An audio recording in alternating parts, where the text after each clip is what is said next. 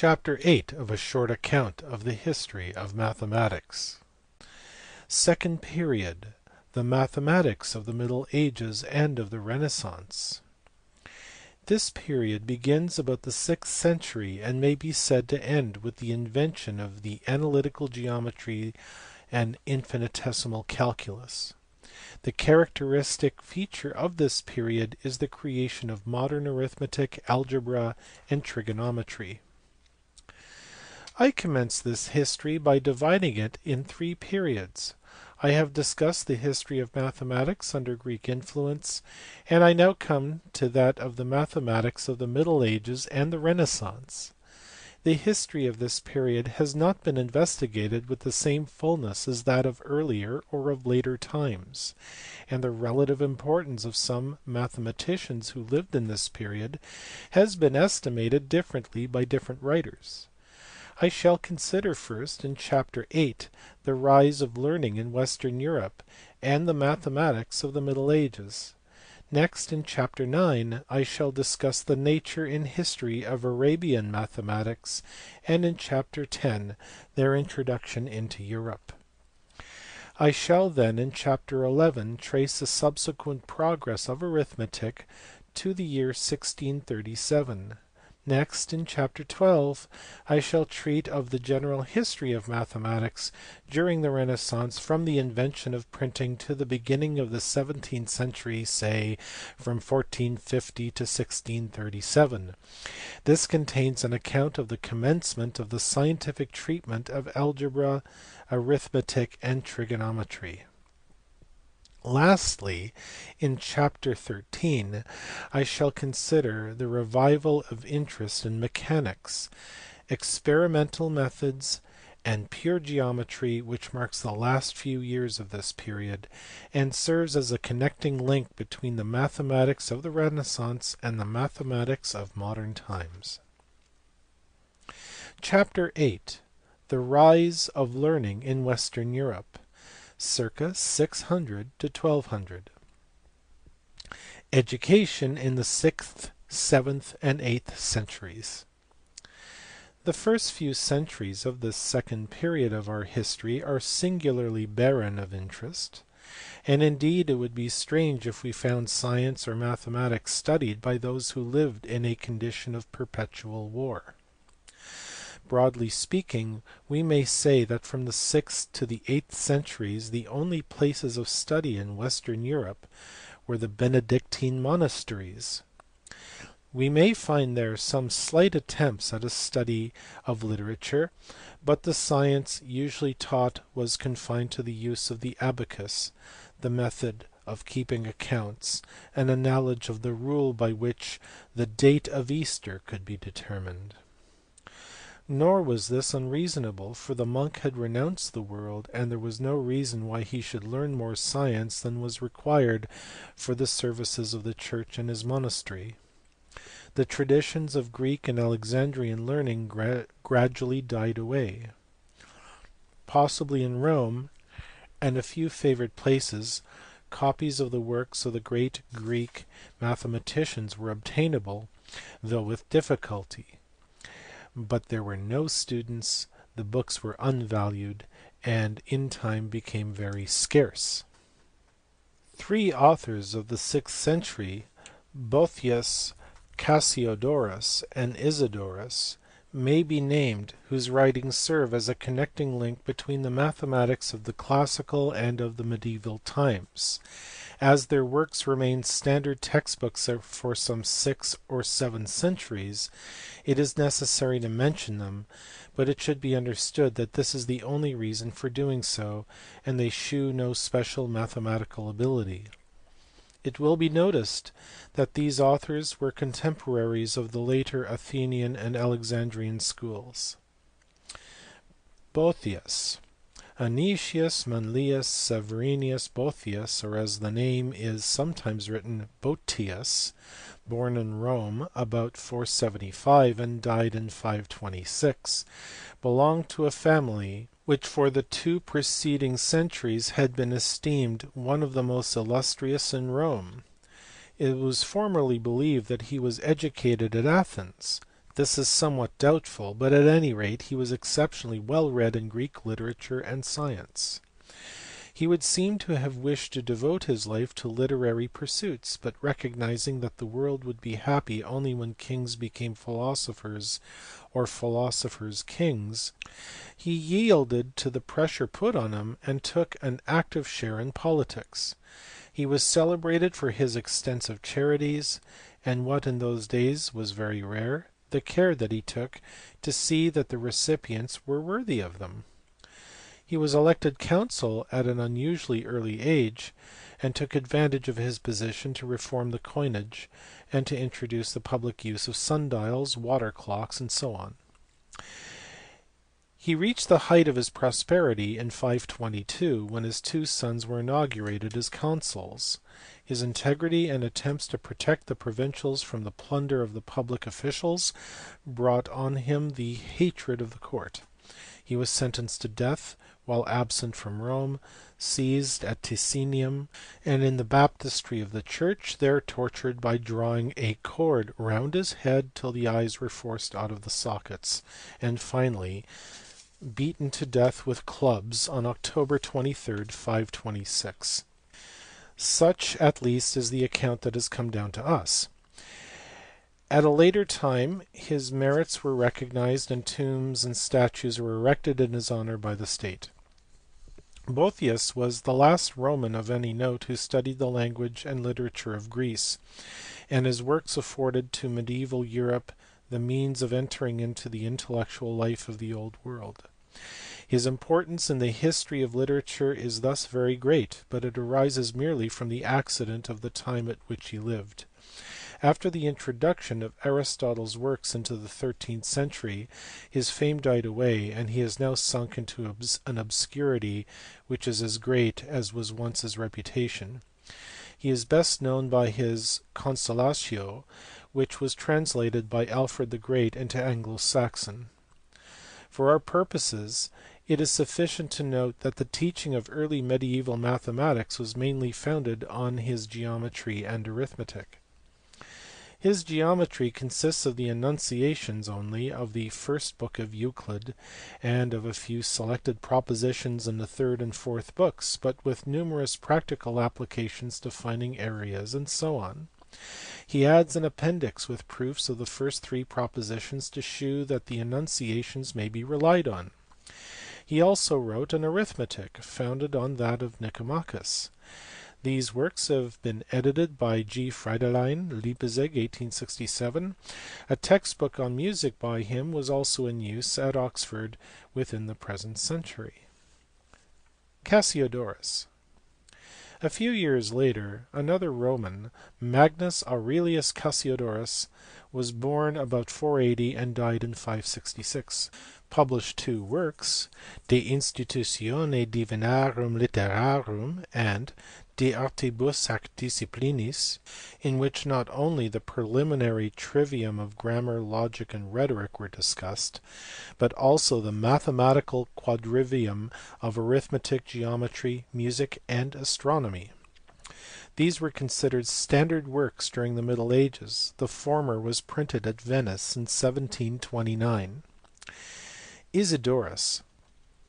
Isidorus, bishop of Seville, born in 570 and died in 636, was the author of an encyclopedic work in 20 volumes called Origenis, of which the third volume is given up to the quadrivium.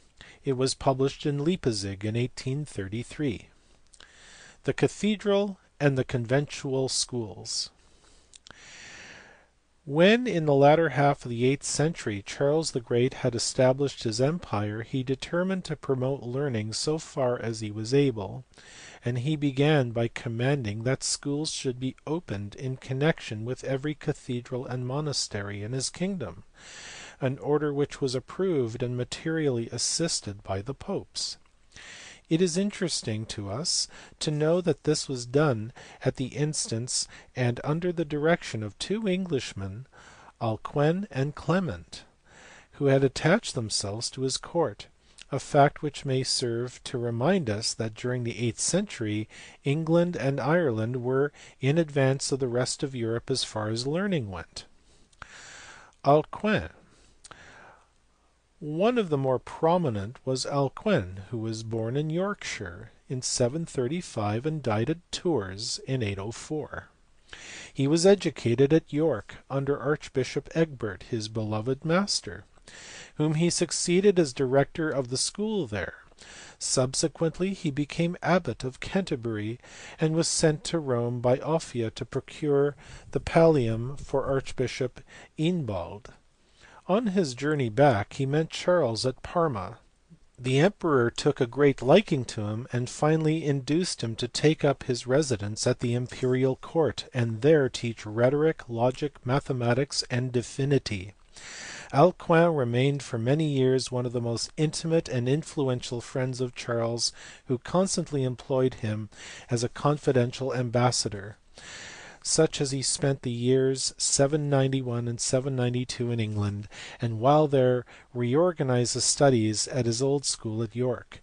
In 801 he begged permission to retire from the court so as to be able to spend the last years of his life in quiet. With difficulty he obtained leave, and went to the abbey of St. Martin at Tours, for which he had been made head in 796.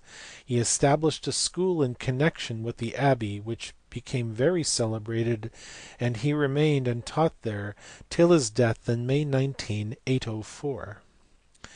Most of the extant writings of Alcuin deal with the theology or history, but they include a collection of arithmetical propositions suitable for instruction of the young. The majority of the propositions are easy problems, either determinate or indeterminate, and are, I presume, founded on works which he had become acquainted when at Rome. The following is one of the most difficult, and will give an idea of the character of the work. If 100 bushels of corn be distributed among 100 people in such a manner that each man receives 3 bushels, each woman 2, and each child half a bushel, how many men, women, and children were there? The general solution is 20 minus 3n men, 5n women, and 80 minus 2n children, where n may have any of the values 1, 2, 3, 4, 5, or 6. Alcuin only states the solution for which n equals 3, that is, he gives the answer 11 men, 15 women, and 74 children. This collection, however, was the work of a man of exceptional genius, and probably we shall be correct in saying that mathematics, if taught at all in a school, was generally confined to geometry of Boethius, the use of the abacus and multiplication table, and possibly the arithmetic of Boethius, while, except in one of these schools, or in a Benedictine cloister, it was hardly possible to get either instruction or opportunities for study. It was of course natural that the works used should come from Roman sources, for Britain and all the countries included in the empire of Charles had at one time formed part of the western half of the Roman Empire, and their inhabitants continued for a long time to regard Rome as a centre of civilization, while the higher clergy kept up a tolerably constant intercourse with Rome. After the death of Charles, many of the schools confined themselves to teaching Latin, music, and theology, that is, those subjects some knowledge of which was essential to the worldly success of the higher clergy.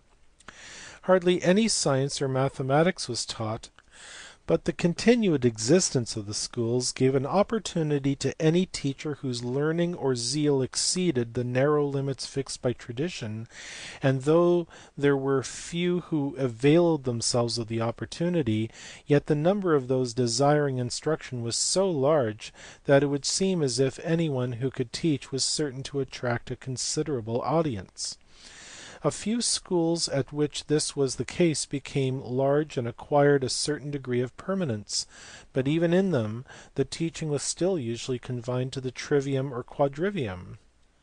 The former comprised of the three arts of grammar, logic, and rhetoric, but practically meant the art of reading and writing Latin. Nominally the latter included arithmetic and geometry with their applications, especially to music and astronomy, but in fact it rarely meant more than arithmetic sufficient to enable one to keep accounts, music for the church services, geometry for the purpose of land surveying, and astronomy sufficient to enable one to calculate the feasts and fasts of the church. The seven liberal arts are enumerated in the line lingua tropus, ratio, numerus, tonus, angulus, and astra. Any student who got beyond the trivium was looked on as a man of great erudition. Qui tria, qui septem, qui totum sibili novit, as a verse of the 11th century runs. The special questions which then and long afterwards attracted the best thinkers were logic and certain proportions of transcendental theology and philosophy. We may sum the matter up by saying that during the 9th and 10th centuries the mathematics taught was still usually confined to that comprised in the two works of Boethius, together with the practical use of the abacus and the multiplication table, though during the latter part of the time a wider range of reading was undoubtedly accessible. Gerbert. In the 10th century a man appeared who would in any age have been remarkable and who gave a great stimulus to learning. This was Gerbert, an Aquitanian by birth who died in 1003 at about age 50. His abilities attracted attention to him even when a boy, and procured his removal from the abbey school at Aurillac to the Spanish March, where he received a good education. He was in Rome in 971, and his proficiency in music and astronomy excited considerable interest. At that time he was not much more than 20, but he had already mastered all of the branches of the trivium and quadrivium as then taught except logic, and to learn this he moved to Reims, which Archbishop Adalbero had made the most famous school in Europe. Here he was at once invited to teach, and so great was his fame that to him Hugh Capet entrusted the education of his son Robert, who was afterwards king of France. Gerbert was especially famous for his construction of abaci and terrestrial and celestial globes. He was accustomed to use the latter to illustrate his lectures. These globes excited great admiration, which he utilized by offering to exchange them for copies of classical Latin works, which seemed already to have become very scarce, and the better to effect this he appointed agents in the chief towns of Europe. To his efforts it is believed that we owe the preservation of several Latin works, but he made a rule to reject the Christian fathers and Greek authors from this library. In 982 he received the abbey of Bobbio, and the rest of his life was taken up with political intrigues. He became archbishop of Reims in 991 and of Ravenna in 998, and in 999 he was elected pope, when he took the title of Sylvester II. As head of the church he once commenced an appeal to Christendom to arm and defend the Holy Land, thus forestalling Peter the Hermit by a century, but he died on May 12, 1003, before he had time to elaborate his plans. His library is, I believe, preserved in the Vatican. So remarkable a personality left deep impress on his generation, and all sorts of fables soon began to collect around his memory. It seems certain that he made a clock which was long preserved at Magdeburg, and an organ worked by steam which was still at Reims 2 centuries after his death. All this only tended to confirm the suspicions of his contemporaries that he had sold himself to the devil, and the details of his interviews with that gentleman, the powers he purchased, his effort to escape from his bargain when he was dying, may be read in the pages of William of Malmesbury, Orderic Vitalis, and Platina. To these anecdotes the first named writer adds the story of the statue inscribed with the words "Strike here," which, having amused our ancestors in the Gesta Romanorum, has been recently told again in the Earthly Paradise. Extensive though his influence was, it must not be supposed that Gerbert's writings shew any great originality. His mathematical works comprise of a treatise on the use of the abacus, one on arithmetic entitled De Numerorum Divisione, and one on geometry. An improvement in the abacus attributed by some writers to Boethius, but which is more probably due to Gerbert, is the introduction in every column of the beads marked by different characters called apices for each of the numbers 1 to 9, instead of 9 exactly similar counters or beads. The apices were probably of Indian or Arabic origin, and led to a representation of numbers essentially the same as the Gobar numerals reproduced below. There were, however, no symbol for 0. The step from this concrete system of denoting numbers by a decimal system on an abacus to the system of denoting them by similar symbols in writing seems to be a small one, but it would appear that Gerbert didn't make it. His work on geometry is of unequal ability. It includes few applications to land surveying and the determination of heights of inaccessible objects, but much of it seems to be copied from some Pythagorean textbook. In the course of it he however solves one problem which was of remarkable difficulty for that time. The question is to find the sides of a right angled triangle whose hypotenuse and area are given.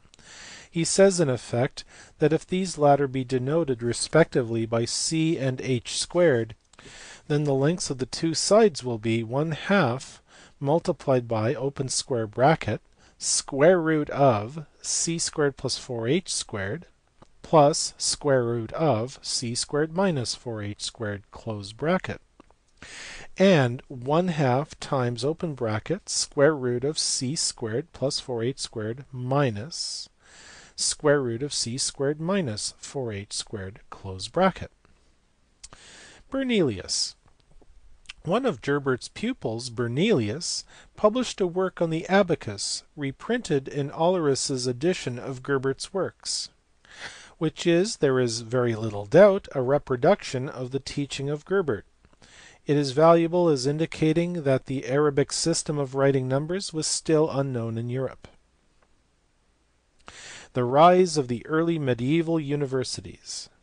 At the end of the 11th century or the beginning of the 12th, a great revival of learning took place at several of these cathedral or monastic schools, or perhaps we should rather say, in some cases, teachers who were not members of the school settled in its vicinity and with the sanction of the authorities gave lectures which were in fact always on theology, logic, or civil law.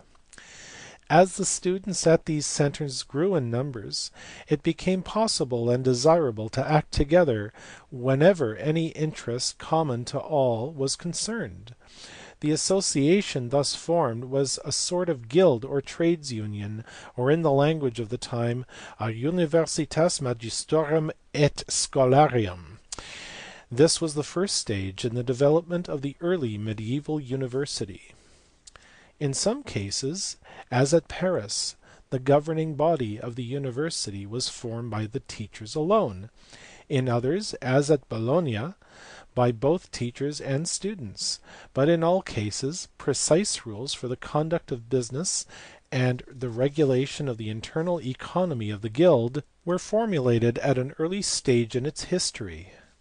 The municipalities and numerous societies which existed in Italy supplied plenty of models for the construction of such rules.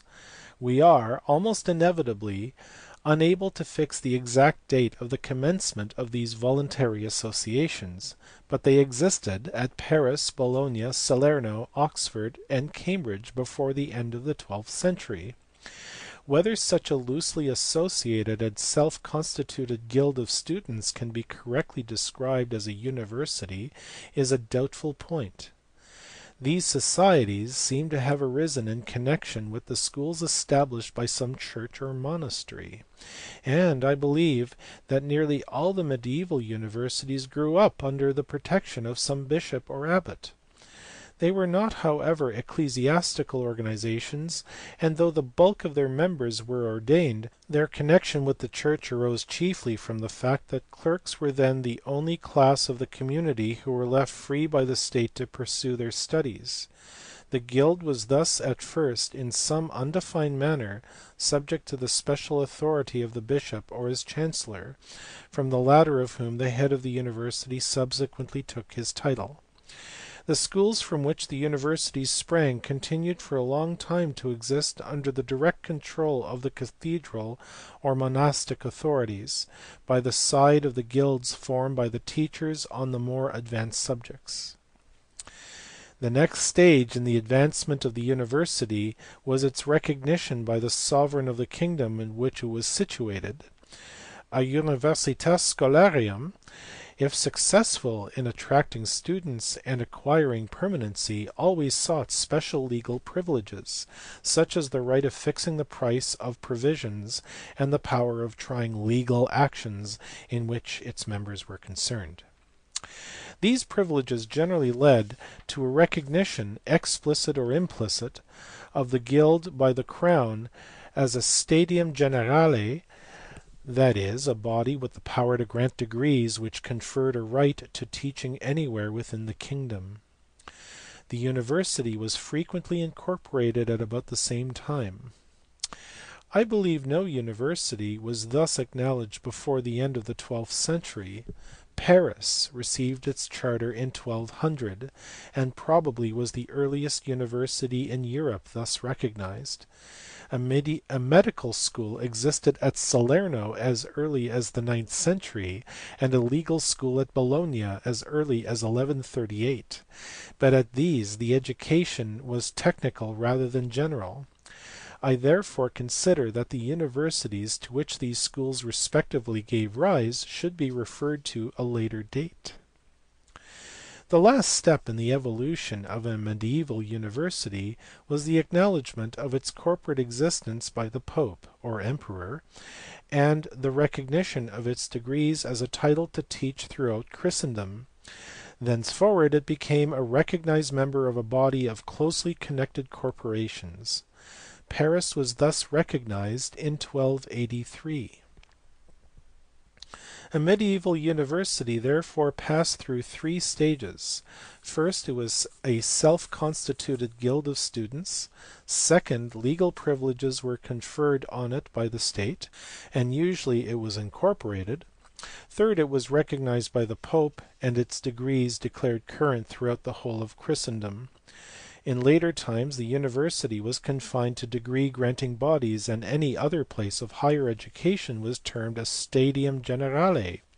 The standard of education in mathematics has been largely fixed by the universities, and most of the mathematicians of subsequent times have been closely connected with one or more of them, and therefore I may be pardoned for adding a few words on the general course of studies in a university in medieval times, referring the reader who wishes for further details as to their organization of studies, their system of instruction, and their constitution to my History of the Study of Mathematics at Cambridge, 1889. The students entered when quite young, sometimes not being more than 11 or 12 years old when first coming into residence. It is misleading to describe them as undergraduates, for their age, their studies, the discipline to which they were subjected, and their position in the university show that they should be regarded as schoolboys. The first 4 years of their residence were supposed to be spent in the study of trivium, i.e. Latin, grammar, logic, and rhetoric. The majority of students in quite early times did not progress beyond the study of Latin grammar. They formed an inferior faculty and were eligible only for the degree of Master of Grammar. But the more advanced students, and in later times all students, spent these years in the study of the trivium. The title of Bachelor of Arts was conferred at the end of this course, and signified that the student was no longer a schoolboy and therefore in pupillage. The average age of a commencing bachelor may be taken as having been about 17 or 18. Thus, at Cambridge, in the presentation for a degree, the technical term still used for an undergraduate is juvenius, while that for a bachelor is vir.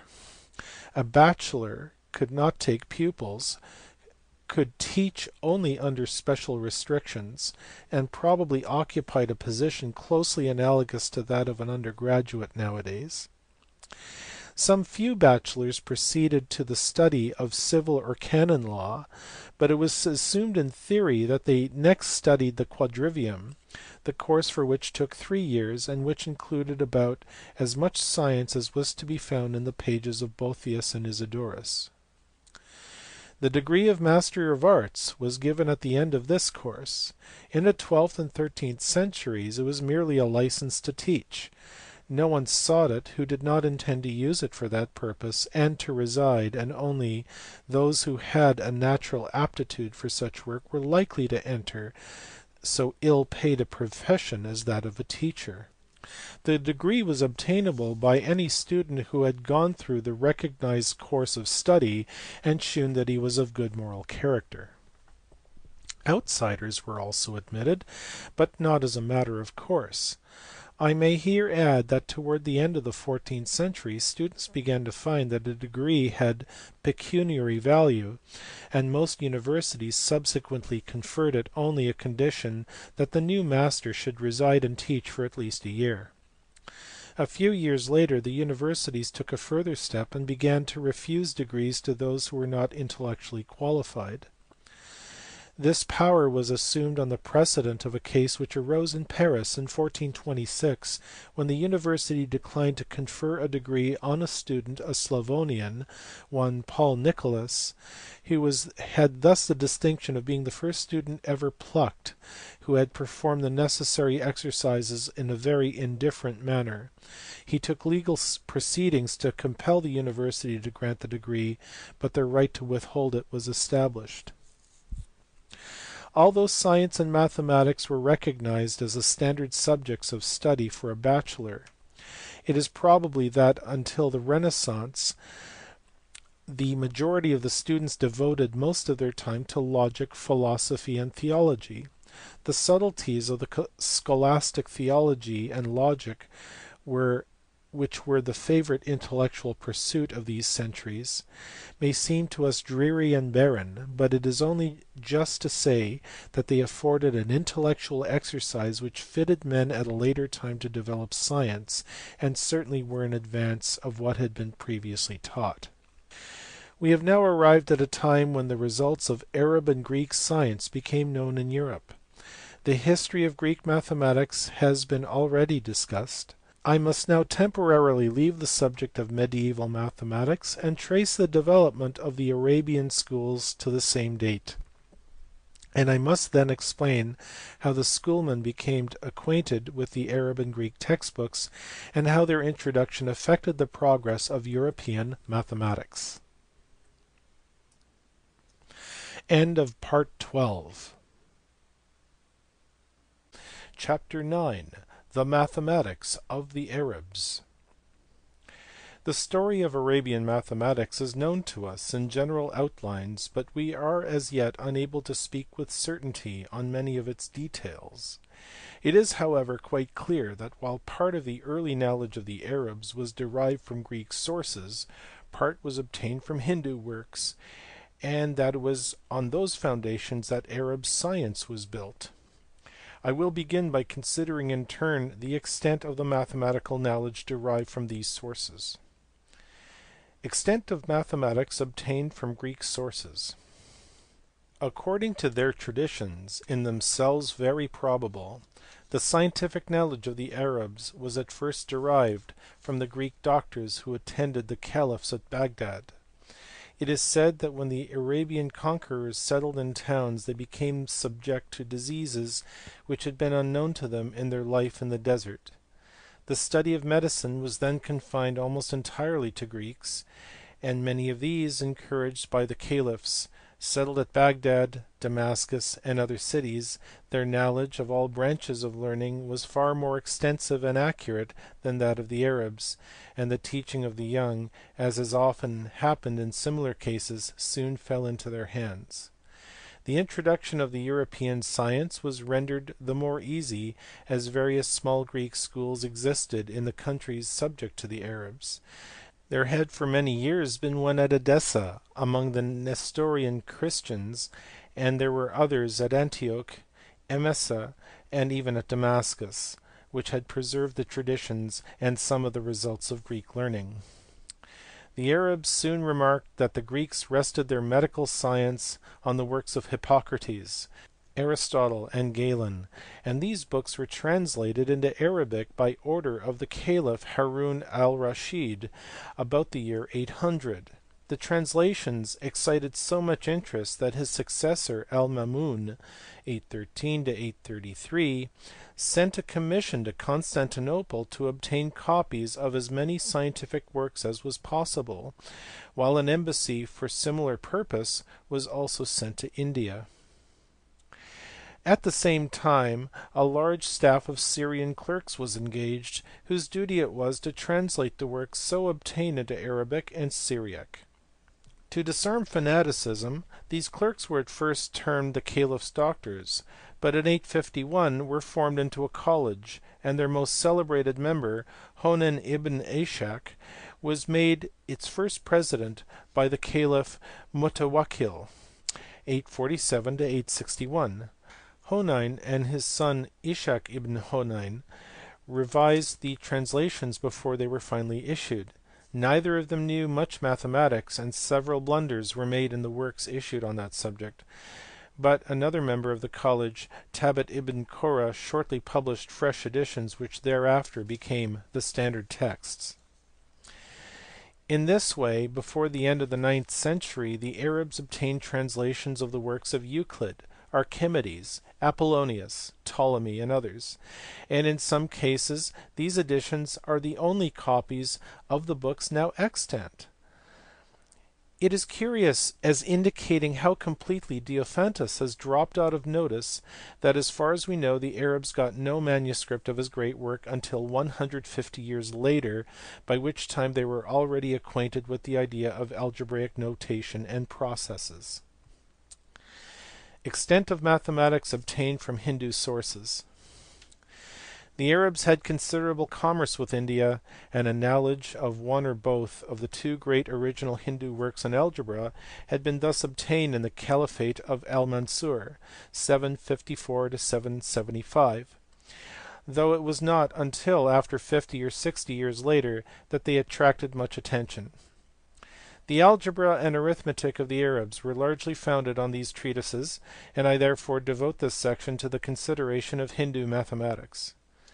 The Hindus, like the Chinese, have pretended that they are the most ancient people on the face of the earth, and that to them all sciences owe their creation.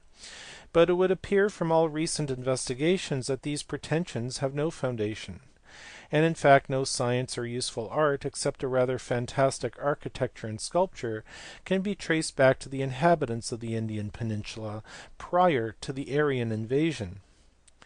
This invasion seems to have taken place at some time in the latter half of the 5th century or in the 6th century after Christ, when a tribe of the Aryans entered India by the northwest frontier and established themselves as rulers over a large part of the country. Their descendants, wherever they have kept their blood pure, may still be recognized by their superiority over the races they originally conquered, but as is the case with the modern Europeans, they found the climate trying and gradually degenerated.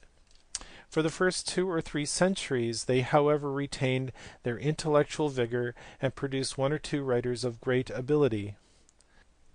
Aryabhata. The first of these is Aryabhata, who was born at Patna in the year 476.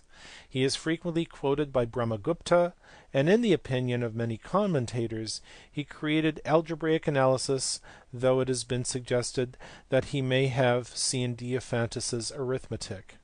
The chief work of Aryabhata with which we are acquainted is his Aryabhatia, which consists of the enunciations of various rules and propositions written in verse. There are no proofs, and the language is so obscure and concise that it long defied all efforts to translate it. The book is divided into 4 parts. Of these are devoted to astronomy and the elements of spherical trigonometry. The remaining part contains the enunciations of 33 rules in arithmetic, algebra, and plane trigonometry. It is probable that Aryabhata, like Brahmagupta and Bhaskara, who are mentioned next, regarded himself as an astronomer and studied mathematics only so far as it was useful to him in astronomy. In algebra, Aryabhata gives the sum of the first, second, and third powers of the first n natural numbers, the general solution of a quadratic equation, and the solution in integers of certain indeterminate equations of the first degree. His solutions of numerical equations have been supposed to imply that he was acquainted with the decimal system of numeration. In trigonometry, he gives a table of natural sines of the angles in the first quadrant, proceeding by multiples of 3 3/4 degrees, defining a sine as a semichord of double the angle. Assuming that for the angle 3 3/4 degrees the sine is equal to the circular measure, he takes for its value 225, i.e. the number of minutes in the angle. He then enunciates a rule which is nearly unintelligible but probably the equivalent of the statement sine of n plus 1 alpha minus sine of n alpha equals sine n alpha minus sine of n minus 1 alpha minus sine n alpha times cosecant alpha, where alpha stands for 3 3/4 degrees, and working with this formula he constructs a table of sines and finally finds the value of sine 90 degrees to be 3438. This result is correct if we take 3.1416 as the value of pi, and it is interesting to note that this is the number which in another place he does give for pi.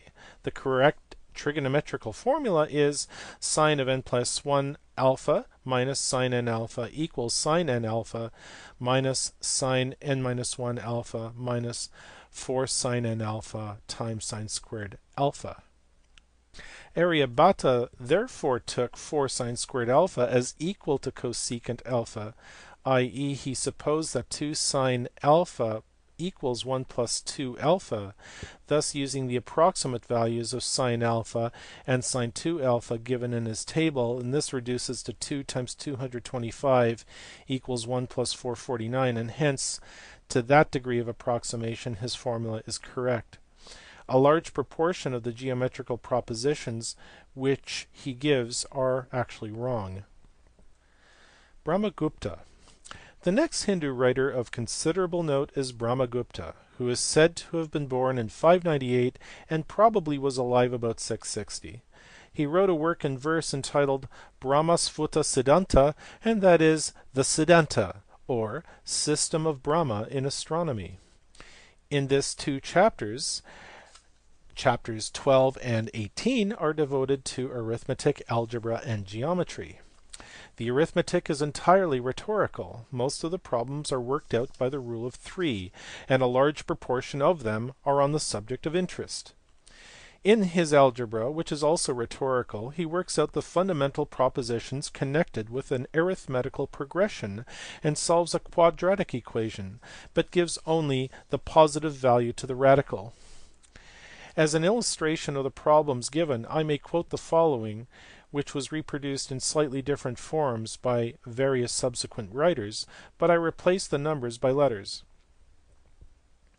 2 apes lived at the top of a cliff, height h, whose base was distant mh from a neighbouring village.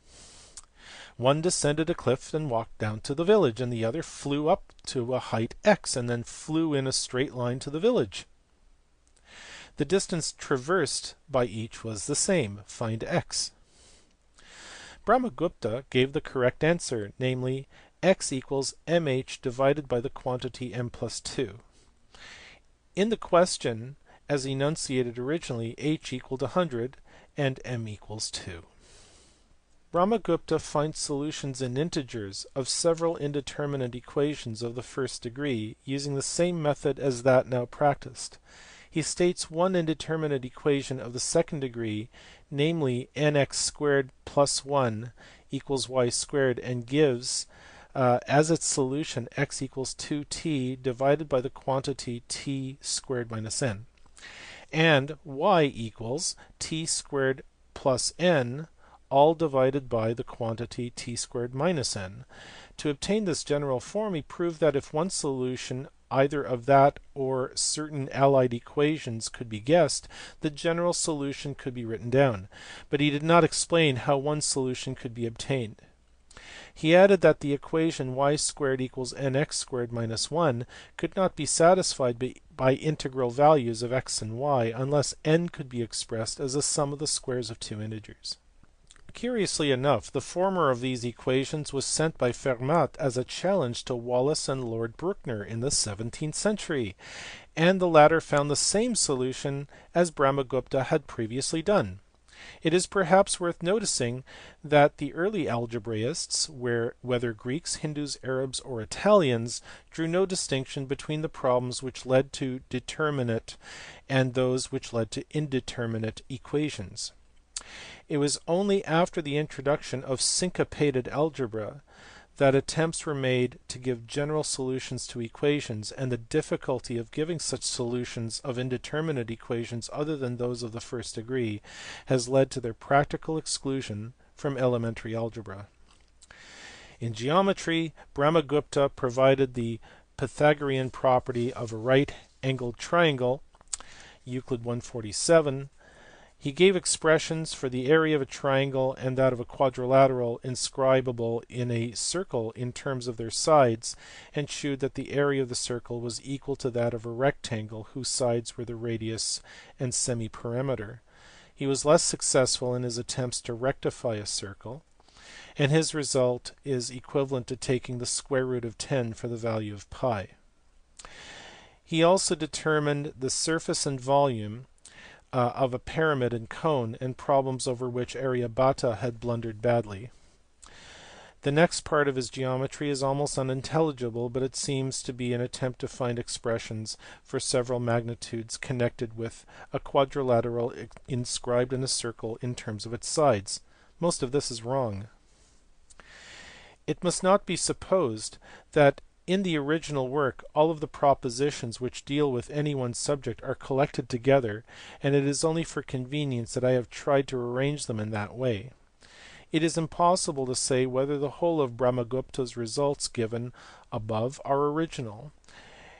He knew of Aryabhata's work, for he reproduces the table of signs there given, and it is likely that some progress in mathematics had been made by Aryabhata's immediate successors, and that Brahmagupta was acquainted with their works, but there seems to be no reason to doubt that the bulk of Brahmagupta's algebra and arithmetic is original, although perhaps influenced by Diophantus's writings.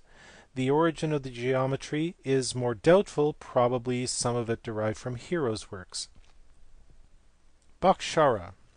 To make this account of Hindu mathematics complete, I may depart from the chronological arrangement and say that the remaining great Indian mathematician was Bhaskara, who was born in 1114. He is said to have been the lineal successor of Brahmagupta as head of the astronomical observatory at Ujjain. He wrote an astronomy of which only 4 chapters have been translated. Of these, one termed Lilavati is on arithmetic, the second, termed Bija Ganita, is on algebra, and the third and fourth are on astronomy and the sphere. This work was, I believe, known to the Arabs almost as soon as it was written, and influenced their subsequent writings, although they failed to utilize or extend most of the discoveries contained in it. The results thus became indirectly known in the West before the end of the 12th century, but the text itself was not introduced into Europe till within recent times. The treatise is in verse, but there are exemplary notes in prose. It is not clear whether it is original or whether it is merely an exposition of the results then known in India. but in any case it is most probable that Bhaskara was acquainted with the Arab works which had been written in the 10th and 11th centuries, and with the results of Greek mathematics as transmitted through Arabian sources. The algebra is syncopated and almost symbolic, which marks a great advance over that of Brahmagupta and of the Arabs. The geometry is also superior to that of Brahmagupta, but apparently this is due to the knowledge of various Greek works obtained through Arabs. The first book, or Lilivanti, commences with a salutation to the god of wisdom. The general arrangement of the work may be gathered from the following table of contents. Systems of weights and measures. Next, decimal numeration, briefly described. Then the 8 operations of arithmetic, namely addition, subtraction, multiplication, division, square, cube, square root, cube root. Reduction of fractions to a common denominator, fractions of fractions, mixed numbers, and the 8 rules applied to fractions. The rules of cipher, namely a plus or minus 0 equals a, 0 squared equals 0, the square root of 0 equals 0, a divided by 0 equals infinity. The solution of some simple equations which are treated as questions of arithmetic, the rule of false assumption, simultaneous equations of the first degree with applications, solutions of a few quadratic equations, rules of 3 and compound rules of 3 with various cases, interest, discount, partnership, time of filling a cistern by several fountains, barter, arithmetical progressions, and sums of squares and cubes, geometrical progressions, problems on triangles and quadrilaterals, approximate value of pi, some trigonometrical formulae, contents of solids, indeterminate equations of the first degree. Lastly, the book ends with a few questions on combinations. This is the earliest known work which contains a systematic exposition of the decimal system of numeration. It is possible that Aryabhata was acquainted with it, and it is most likely that Brahmagupta was so. But in Bhaskara's arithmetic we meet with the Arabic or Indian numerals and a sign for 0 as part of a well recognized notation. It is impossible at present to definitively trace the numerals further back than the 8th century, but there is no reason to doubt the assertion that they were in use at the beginning of the 7th century. Their origin is a difficult and disputed question. I mention below the view in which on the whole seems most probable and perhaps is now generally accepted, and I reproduce there some of the forms used in early times. To sum up the matter briefly, it may be said that the Lilavati gives the rules now current for addition, subtraction, multiplication, and division, as well as the more common processes in arithmetic, while the greater part of the work is taken up with the discussion of the rule of 3, which is divided up into direct and inverse, simple and compound, and is used to solve numerous questions chiefly on interest and exchange, the numerical questions being expressed in the decimal system of notation with which we are familiar. Bhaskara was celebrated as an astrologer no less than as a mathematician. He learnt by this art the event of his daughter Lilavati marrying would be fatal to himself. He therefore declined to allow her to leave his presence, but by way of consolation he not only called the first book of his work by her name, but propounded many of his problems in the form of questions addressed to her. For example, lovely and dear Lilavati, whose eyes are like a fawn's, tell me what are the numbers resulting from 135 multiplied by 12. If thou be skilled in multiplication, whether by whole or by parts, whether by division or separation of digits, tell me, auspicious damsel, what is the quotient of the product when divided by the same multiplier. I may add here that the problems in the Indian works give a great deal of interesting information about the social and economic condition of the country in which they were written. Thus Bhaskara discusses some questions on the price of slaves, and incidentally remarks that a female slave was generally supposed to be most valuable when 16 years old, and subsequently to decrease in value in inverse proportion to the age. For instance, if when 16 years old she were worth 32 nishkas, her value when 20 would be represented by 16 multiplied by 32 divided by 20 nishkas. It would appear that, as a rough average, the female slave of 16 was worth about 8 oxen, which had worked for 2 years. The interest charged for money in India varied from 3.5 to 5% per month. Amongst other data thus given will be found the price of provisions and labour. The chapter termed Bijaganita commences with a sentence so ingeniously framed that it can be read as the enunciation of a religious or a philosophical or a mathematical truth.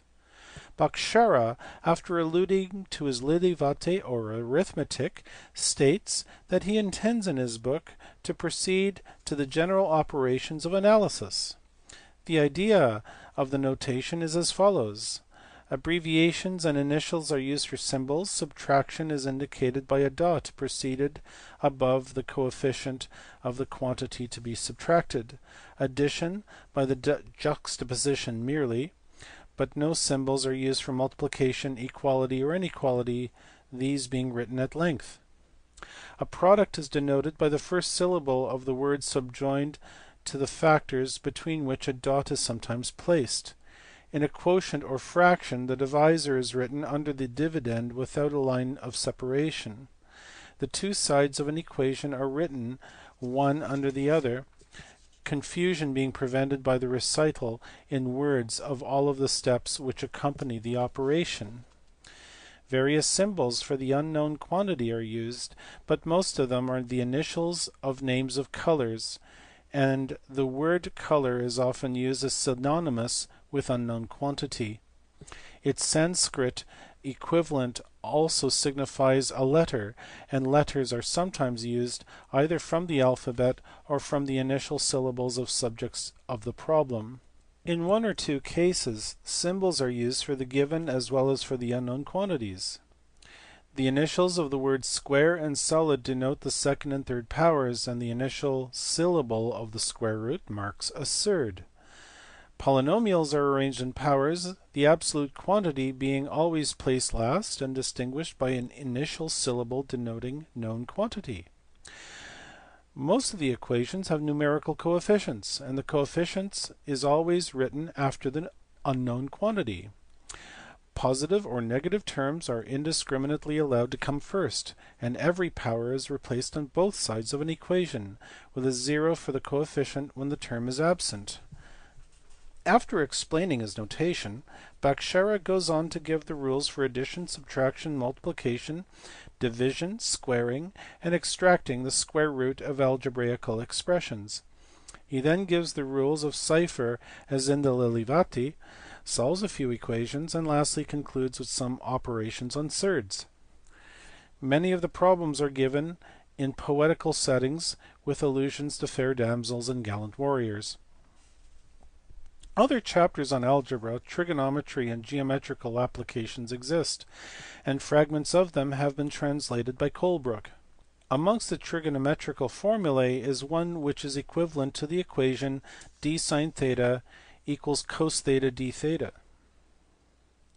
I have departed from the chronological order in treating here of Bhaskara, but as he was the only remaining Hindu writer of exceptional eminence, I thought it better to mention him at the same time as I was discussing his compatriots.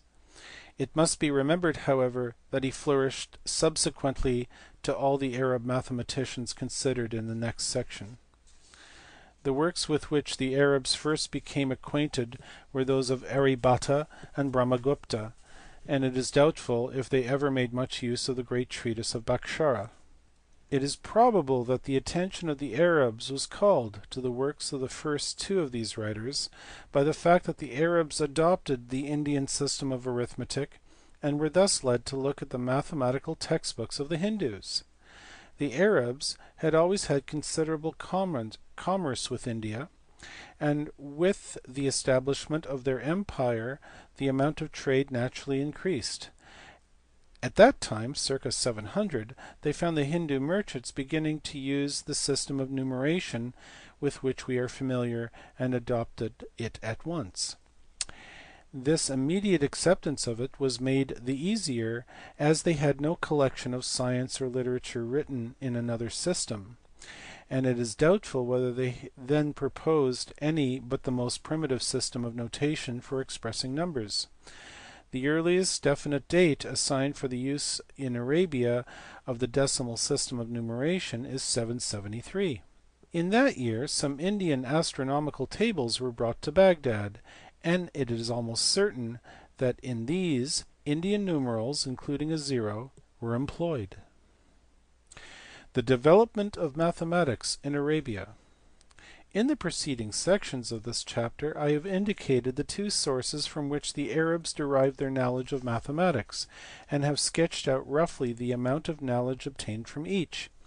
We may sum the matter up by saying that before the end of the 8th century the Arabs were in possession of a good numerical notation and of Brahmagupta's work on arithmetic and algebra, while before the end of the 9th century they were acquainted with the masterpieces of Greek mathematics. Chapter 10. The introduction of Arabian works into Europe circa 1150 to 1450. In the last chapter but one I discussed the development of European mathematics to a date which corresponds roughly with the end of the Dark Ages, and in the last chapter I traced the history of the mathematics of the Hindus and the Arabs to the same date. The mathematics of the 2 or 3 centuries that follow and are treated in this chapter are characterized by the introduction of the Arabian mathematical textbooks and of Greek books derived from Arabian sources, and the assimilation of the new ideas thus presented. It was however from Spain and not from Arabia that Arabian mathematics came into Western Europe. The Moors had established their rule in Spain in 1747, and by the 10th or 11th century had attained a high degree of civilization. Though their political relations with the caliphs at Baghdad were somewhat unfriendly, they gave a ready welcome to the works of the great Arabian mathematicians. In this way the Arab translations of Euclid, Archimedes, Apollonius, Ptolemy, and perhaps of other Greek writers, together with the works of the Arabian algebraists, were read and commented on at the 3 great Moorish universities or schools of Granada, Cordova, and Seville. It seems probable that these works indicate the full extent of Moorish learning, but as all knowledge was jealously guarded from Christians, it is impossible to speak with certainty either on this point or on that of the time when Arab books were first introduced into Spain. The 11th century. The earliest Moorish writer of distinction of whom I find mention is Geber ibn Afla, who was born at Seville and died toward the latter part of the 11th century at Cordova. His works, which deal chiefly with astronomy and trigonometry, were translated into Latin by Gerard and published at Nuremberg in 1533. He seems to have discovered the theorem that the sines of the angles of a spherical triangle are proportional to the sines of the opposite sides. Another Arab of about the same date was Arzakel, who was living at Toledo in 1080. He suggested that the planets moved in ellipses, but his contemporaries with scientific intolerance declined to argue about a statement which was contrary to that made by Ptolemy in the Almagest. The 12th century. During the course of the 12th century, copies of the books used in Spain were obtained in Western Christendom. the first step towards procuring a knowledge of Arab and Moorish science was taken by an English monk, Adelhard of Bath, who, under the disguise of a Mohammedan student, attended some lectures at Cordova about 1120 and obtained a copy of Euclid's Elements. This copy, translated into Latin, was the foundation of all the editions known in Europe till 1533, when the Greek text was recovered. How rapidly a knowledge of the work spread we may judge when we recollect that before the end of the 13th century Roger Bacon was familiar with it, while before the close of the 14th century the first 5 books formed part of the regular curriculum of some, if not all, universities. The Enunciations of Euclid seem to have been known before Adelhard's time and possibly as early as the year 1000, though copies were rare. Adelhard also procured a manuscript of or contemporary on Al-Khwarizmi's work, which he likewise translated into Latin. He issued a textbook also on the use of the abacus. During the same century other translations of the Arab textbooks or commentaries on them were obtained. Amongst those who were most influential in introducing Moorish learning into Europe I may mention Abraham ben Ezra. Ben Ezra was born at Toledo in 1097, died at Rome in 1167. He was one of the most distinguished Jewish rabbis who had settled in Spain, where it must be recollected they were tolerated and even protected by the Moors on account of their medical skill. Besides some astronomical tables and an astrology, Ben Ezra wrote an arithmetic, a short analysis of which was published by O. Tequem in Liouville's journal for 1841. In this he explains the Arab system of numeration with 9 symbols and a 0, gives the fundamental processes of arithmetic, and explains the rule of 3. Another European who was induced by the reputation of the Arab schools to go to Toledo was Gerard, who was born at Crenoma in 1114 and died in 1187. He translated the Arab edition of the Almagest, the works of the Alhazen, and the works of the Alpharabius, whose name is otherwise unknown to us. In this translation of Ptolemy's work, which was made in 1136, the Arabic numerals are introduced. Gerard also wrote a short treatise on algorism, which exists in manuscript in the Bodleian Library at Oxford. He was acquainted with one of the Arab editions of Euclid's Elements, which he translated into Latin. Among the contemporaries of Gerard was John Hispalensis of Seville, who was originally a rabbi but was converted to Christianity and baptized under the name given above.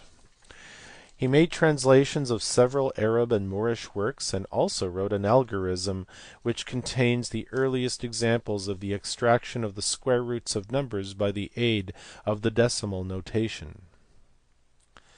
The 13th century. During the 13th century there was a revival of learning throughout Europe, but the new learning was, I believe, confined to a very limited class. The early years of this century are memorable for the development of several universities and for the appearance of 3 remarkable mathematicians, Leonardo of Pisa, Jordanus, and Roger Bacon, the Franciscan monk of Oxford. Leonardo Fibonacci, Filius Bonacci, generally known as Leonardo of Pisa, was born at Pisa in 1175. His father Bonacci was a merchant and was sent by his fellow townsmen to control the custom house at Bugia in Barbary. There Leonardo was educated, and he thus became acquainted with the Arabic system of numeration and also with Al-Khwarizmi's work on algebra, which was described in the last chapter. It would seem that Leonardo was entrusted with some duties in connection with the custom house which required him to travel. He returned to Italy about 1200 and in 1202 published a work called Algebra e Muqabala, the title being taken from Al-Khwarizmi's work but generally known as the Liber Abaci. He there explains the Arabic system of numeration and remarks on its great advantages over the Roman system. He then gives an account of algebra and points out the convenience of using geometry to get rigid demonstrations of algebraical formulae. He shews how to solve simple equations, solves a few quadratic equations, and states some methods for the solution of indeterminate equations. These rules are illustrated by problems on numbers. All the algebra is rhetorical. This work had a wide circulation and for the last 2 centuries remained a standard authority. The Liber Abaci is especially interesting in the history of arithmetic since it practically introduced the use of the Arabic numerals into Christian Europe. The language of Leonardo implies that they were previously unknown to his countrymen, and he says that having to spend some years in Barbary, he there learned the Arabic system which he found much more convenient than that used in Europe. He therefore published it in order that the Latin race might no longer be deficient in that knowledge. Now Leonardo had read very widely and travelled Greece, Sicily, and Italy, and there is therefore every presumption that the system was not then commonly employed in Europe. Though Leonardo introduced its use into commercial affairs, it is probable that a knowledge of it as a method which was current in the East was previously not uncommon among travellers and merchants, for the intercourse between Christians and Mohammedans was sufficiently close for each to learn something of the language and common practices of the other. We can also hardly suppose that the Italian merchants were ignorant of the method of keeping accounts used by some of their best customers, and we must recollect too that there were numerous Christians who had escaped or been ransomed after serving the Mohammedans as slaves. It was however Leonardo that brought the system into general use, and by the middle of the 13th century a large proportion of the Italian merchants employed it by the side of the old system. The majority of the mathematicians must have already known the system from the works of Ben Ezra, Gerard, and John Hispalensis, but shortly after the appearance of Leonardo's book Alfonso of Castile in 1252 published some astronomical tables founded on observations made in Arabia, which were computed by Arabs and which were expressed in Arabic notation. Alfonso's tables had a wide circulation among men of science and were largely instrumental in bringing these numerals into universal use among mathematicians. By the end of the 13th century it was generally assumed that all scientific men would be acquainted with the system. Thus Roger Bacon, writing in that century, recommends the algorism, that is the arithmetic founded on Arab notation, as a necessary study for theologians who ought, he says, to abound in the power of numbering. We may then consider that by the year 1300 or at least 1350 these numerals were familiar both to mathematicians and to Italian merchants. So great was Leonardo's reputation that the emperor Frederick II stopped at Pisa in 1225 in order to hold a sort of mathematical tournament to test Leonardo's skill, of which he had heard such marvellous accounts. The competitors were informed beforehand of the questions to be asked, some or all of which were composed by John of Palermo, who was one of Frederick's suite. This is the first time that we meet with an instance of those challenges to solve particular problems which were so common in the 16th and 17th centuries. The first question propounded was to find a number which was a square when either increased or decreased by 5 would remain a square. Leonardo gave an answer which is correct, namely 41/12. The next question, which was to find by the methods used in the 10th book of Euclid a line whose length x should satisfy the equation x cubed plus 2x squared plus 10x equals 20. Leonardo shewed by geometry that the problem was impossible, but he gave an approximate value of the root of the equation, namely approximately 1.3688081075, and is correct to 9 places of decimals. Another question was as follows. 3 men, A, B, and C, possess a sum of money, U, and their slaves being in the ratio 3 to 2 to 1. A takes away x, keeps half of it, and deposits the remainder with D. B takes away y, keeps 2/3 of it, deposits the remainder with D. C takes away all that is left, namely z, keeps 5/6 of it, and deposits the remainder with D. The deposit with D is found to belong to A, B, and C in equal proportions. Find u, x, y, and z. Leonardo shewed that the problem was indeterminate and gave as one solution u equals 47, x equals 33, y equals 13, and z equals 1. The other competitors failed to solve any of these questions.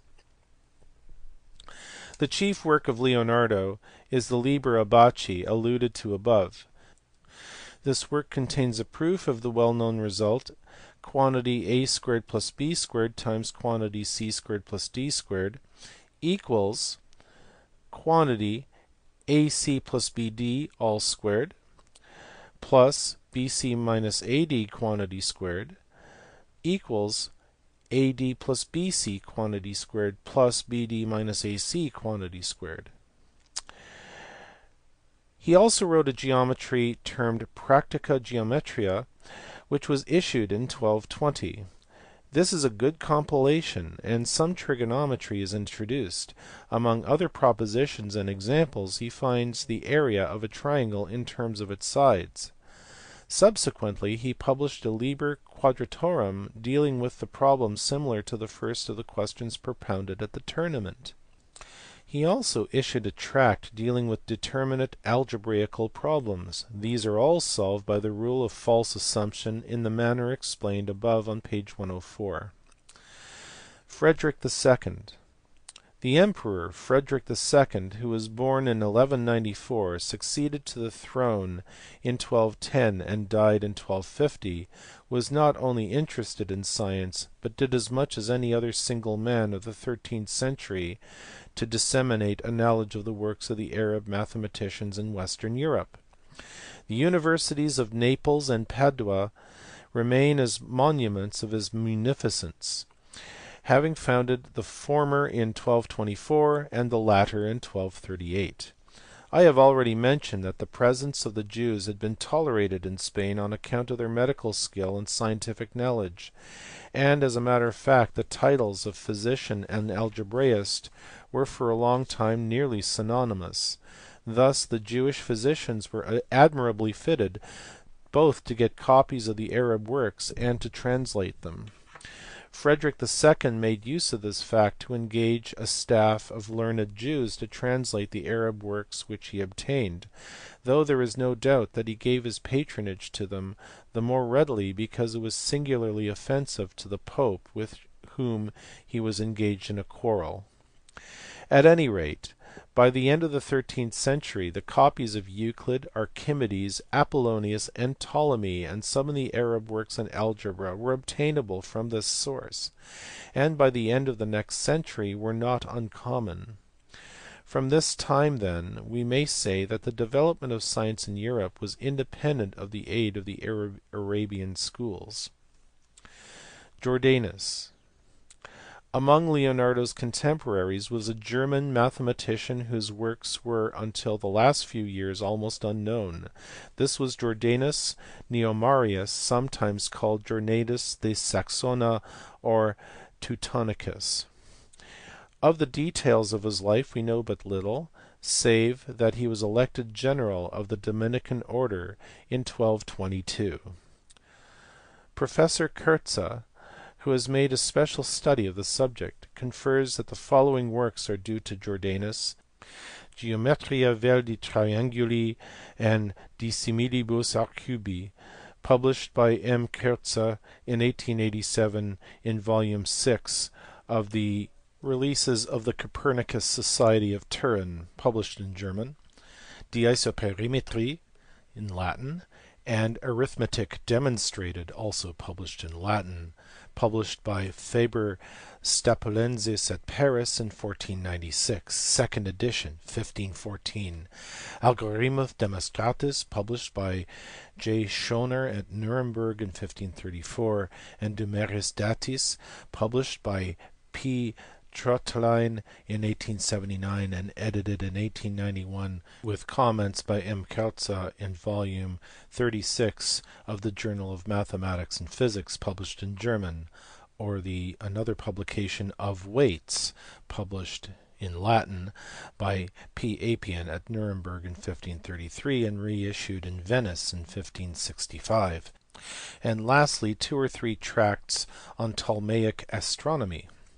If we assume, as Professor Kertze does, that these works have not been added to or improved by subsequent annotators, we must esteem Jordanus as one of the most eminent mathematicians of the Middle Ages. His knowledge of geometry is illustrated by his De Triangulis, De Similibus Arcubis, and De Isoperimetris. His most important book of these is the De Triangulis, which is divided into 4 books. The first book, besides a few definitions, contains 13 propositions on triangles which are based on Euclid's Elements. The second book contains 19 propositions mainly on the ratios of straight lines and their application to compare the areas of triangles. For example, one problem is to find a point inside a triangle so that the lines joining it to the angular points may divide the triangle into 3 equal parts. The third book contains 12 propositions, mainly concerning arcs and chords of circles.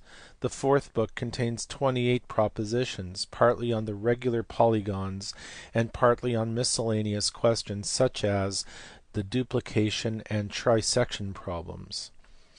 The Algorithmus Demonstratus contains practical use for the 4 fundamental processes, and Arabic numerals are generally but not always used. It is divided into 10 books dealing with properties of numbers, primes, perfect numbers, polygonal numbers, etc., ratios, powers, and the progressions. It would seem from it that Jordanus knew the general expression for the square of any algebraic multinomial. The De Numeris Datis consists of 4 books containing solutions to 115 problems. Some of these lead to simple or quadratic equations involving more than one unknown quantity. He shews a knowledge of proportions, but many of the demonstrations of his general propositions are only numerical illustrations of them. In several of the propositions of the Algorithmus de Numeris Datis, letters are employed to denote both known and unknown quantities, and they are used in the demonstrations of the rules of arithmetic as well as of algebra. As an example of this, I quote the following proposition from the De Numeris Datis, book 1, proposition 3, the object of which is to determine the 2 quantities whose sum and product are known. The translation says toward the end that if we subtract 84 minus x squared to get 16, we can solve for x to find that by taking away 16 from 84 we can solve for x squared, and then taking the square root of 64 we can then see that x is equal to 8. It will be noticed that Jordanus, like Diophantus and the Hindus, denotes addition by juxtaposition. Expressed in modern notation, his argument is as follows. Let the numbers be a plus b, which I will denote by gamma, and c. Then gamma plus c is given, hence gamma plus c quantity squared is known, denote it by e. Again gamma times c is given, denote it by d. Hence 4 times gamma times c, which is equal to 4 times d, is known, denoted by f. Then gamma minus c quantity squared is equal to e minus f, which is known, denoted by g. Therefore gamma minus c equals the square root of g, which is known, denoted by h. Hence gamma plus c and gamma minus c are known, and therefore gamma and c can be at once found. It is curious that he should have taken a sum like a plus b for one of his unknowns. In his numerical illustration he takes the sum to be 10 and the product to be 21. The above works are the earliest instances known in European mathematics of syncopated algebra, in which letters are used for algebraical symbols. It is probable that the algorithmus was not generally known until it was printed in 1534, and it is doubtful how far the works of Jordanus exercised any considerable influence on the development of algebra. In fact, it constantly happens in the history of mathematics that improvements in notation or discoveries are made long before they are generally adopted or their advantages realized. Thus the same thing may be discovered over and over again, and it is not until the general standard of knowledge requires some such improvement, or it is enforced by someone whose zeal or attainments compel attention, that it is adopted and becomes part of the science. Jordanus, in using letters or symbols to represent any quantities which occur in analysis, was far in advance of his contemporaries. A similar notation was tentatively introduced by the other and later mathematicians, but it was not until it had been thus independently discovered several times that it came into general use. It is not necessary to describe in detail the mechanics, optics, or astronomy of Jordanus. The treatment of mechanics throughout the Middle Ages was generally unintelligent. No mathematicians of the same ability as Leonardo and Jordanus appear in the history of the subject for over 200 years. Their individual achievements must not be taken to imply the standard of knowledge then current, but their works were accessible to students in the following 2 centuries, though there were not many who seem to have derived much benefit therefrom, or who attempted to extend the bounds of arithmetic and algebra as there expounded. During the 13th century the most famous centres of learning in Western Europe were Paris and Oxford, and I must now refer to the more eminent members of those schools. Hollywood. I will begin by mentioning John de Hollywood, whose name is perhaps better known in the Latinized form of Sacrobosco. Hollywood was born in Yorkshire and educated at Oxford, but after taking his master's degree he moved to Paris and taught there until his death in 1244 or 1246. His lectures on algorism and algebra are the earliest of which I can find mention. His work on arithmetic was for many years a standard authority. It was printed at Paris in 1496 and was reissued in Halliwell's Rara Mathematica, London, 1841. He also wrote a treatise on the sphere which was made public in 1256. This had wide circulation and indicates how rapidly a knowledge of mathematics was spreading.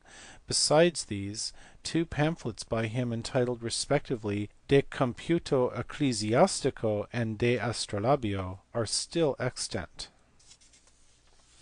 Roger Bacon. Another contemporary of Leonardo and Jordanus was Roger Bacon, who for physical science did work somewhat analogous to what they did for arithmetic and algebra. Roger Bacon was born near Ilchester in 1214 and died at Oxford in June 11, 1294. He was the son of royalists, most of whose property had been confiscated at the end of the civil wars. At an early age he was entered as a student at Oxford, and is said to have taken orders in 1233. In 1234 he removed to Paris, then the intellectual capital of Western Europe, where he lived for some years, devoting himself especially to languages and physics, and there he spent on books and experiments all that remained of his family property and his savings. He returned to Oxford soon after 1240, and there for the following 10 or 12 years he laboured incessantly, being chiefly occupied in teaching science. His lecture room was crowded, but everything that he earned was spent in buying manuscripts and instruments. He tells us that altogether at Paris and Oxford he spent over £2000 in this way, a sum which represents at least £20,000 nowadays. Bacon strove hard to replace logic in the university curriculum by mathematical and linguistic studies, but the influences of the age were too strong for him. His glowing eulogy on the divine mathematics, which should form the foundation of a liberal education and which alone can purge the intellect and fit the student for the acquirement of all knowledge, fell on deaf ears. We can judge how small was the amount of geometry which was implied in the quadrivium when he tells us that in geometry few students at Oxford read beyond Euclid 1.5, though we might perhaps have inferred as much from the character of the work of Boethius. At last, worn out, neglected, and ruined, Bacon was persuaded by his friend Grosseteste, the great bishop of Lincoln, to renounce the world and take on the Franciscan vows. The society to which he now found himself confined was singularly uncongenial to him, and he beguiled the time by writing on scientific questions and perhaps lecturing. The superior of the order heard of this, and in 1257 forbade him to lecture or publish anything under penalty of the most severe punishments, and at the same time directed him to take up his residence at Paris, where he could be more closely watched. Clement IV, when in England, had heard of his abilities, and in 1266, when he became pope, invited Bacon to write. The Franciscan order reluctantly permitted him to do so, but they refused him any assistance. With great difficulty Bacon obtained sufficient money to get paper and the loan of books, and within the short space of 15 months he produced in 1267 his Opus Majus, with 2 supplements which summarized all that was then known in science, and laid down the principles of which not only science but philosophy and literature should be studied. He stated as the fundamental principle that the study of natural science must rest solely on experiment, and in the 4th part he explained in detail how all sciences rest ultimately on mathematics, and progress only when their fundamental principles are expressed in mathematical form.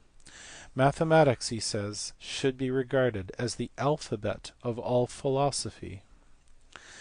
The results that he arrived at in this and his other works are nearly in accordance with modern ideas, but were too far in advance of that age to be capable of appreciation or perhaps even of comprehension, and it was left for later generations to rediscover his works and give him that credit of which he never experienced in his lifetime.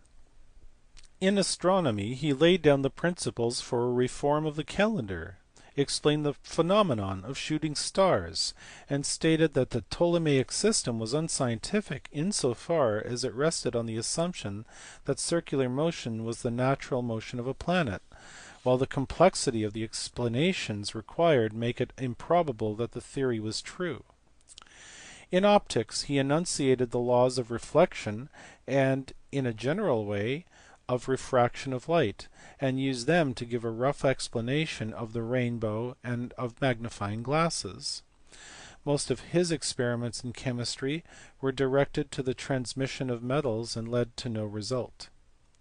He gave the composition of gunpowder, but there is no doubt that it was not his own invention, though it is the earliest European mention of it. On the other hand, some of his results in these subjects appear to be guesses which are more or less ingenious, while certain statements he makes are certainly erroneous.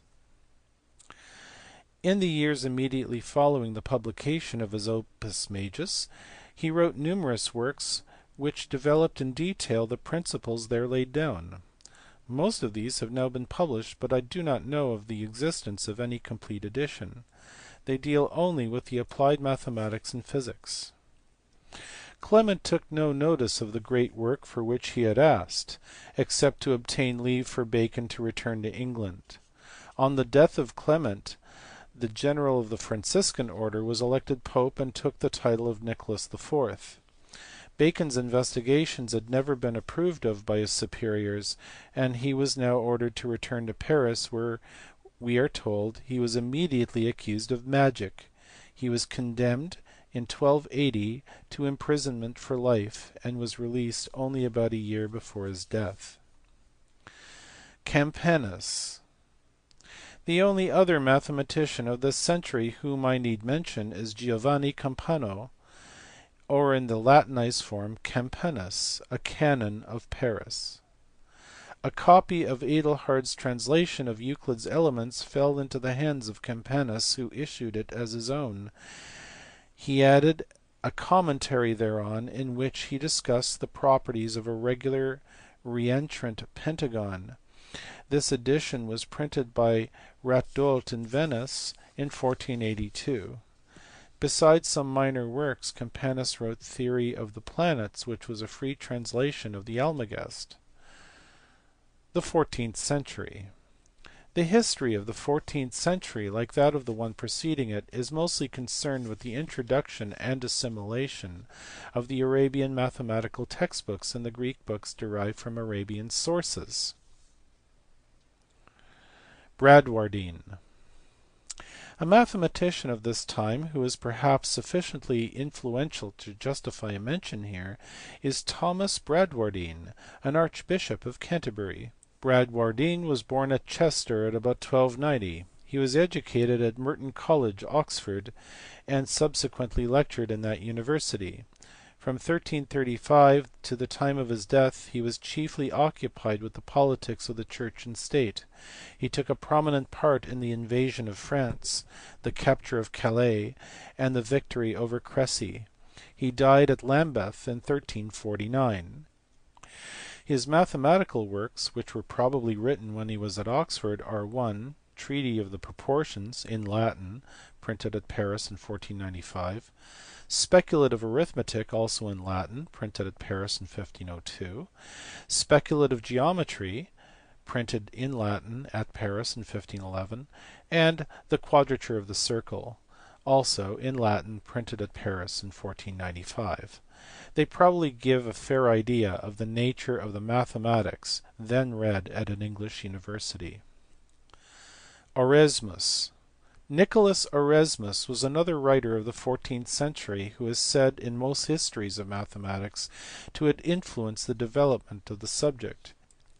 He was born at Caen in 1323, became the confidential adviser of Charles V, by whom he was made tutor to Charles VI, and subsequently was appointed the bishop of Lisieux, at which city he died in July 11, 1382. He wrote the Algorismus Proportionum, in which the idea of fractional indices is introduced, and in the eyes of his contemporaries was prominent as a mathematician not less than as an economist and theologian. But I do not propose to discuss his writings. The treatise on which his reputation chiefly rests deals with the question of coinage and commercial exchange. From the mathematical point of view it is noticeable only for the use of vulgar fractions and the introduction of symbols for them. By the middle of this century Euclidean geometry, as expounded by Campanus, and algorism were fairly familiar to all professed mathematicians, and the Ptolemaic astronomy was also generally known. About this time the almanacs began to add to the explanation of the Arabic symbols of the rules for addition, subtraction, multiplication, and division, de algorismo. The more important calendars and other treatises also inserted a statement of the rules of proportion, illustrated by various practical questions. In the latter half of this century there was a general revolt of the universities against the intellectual tyranny of the schoolmen.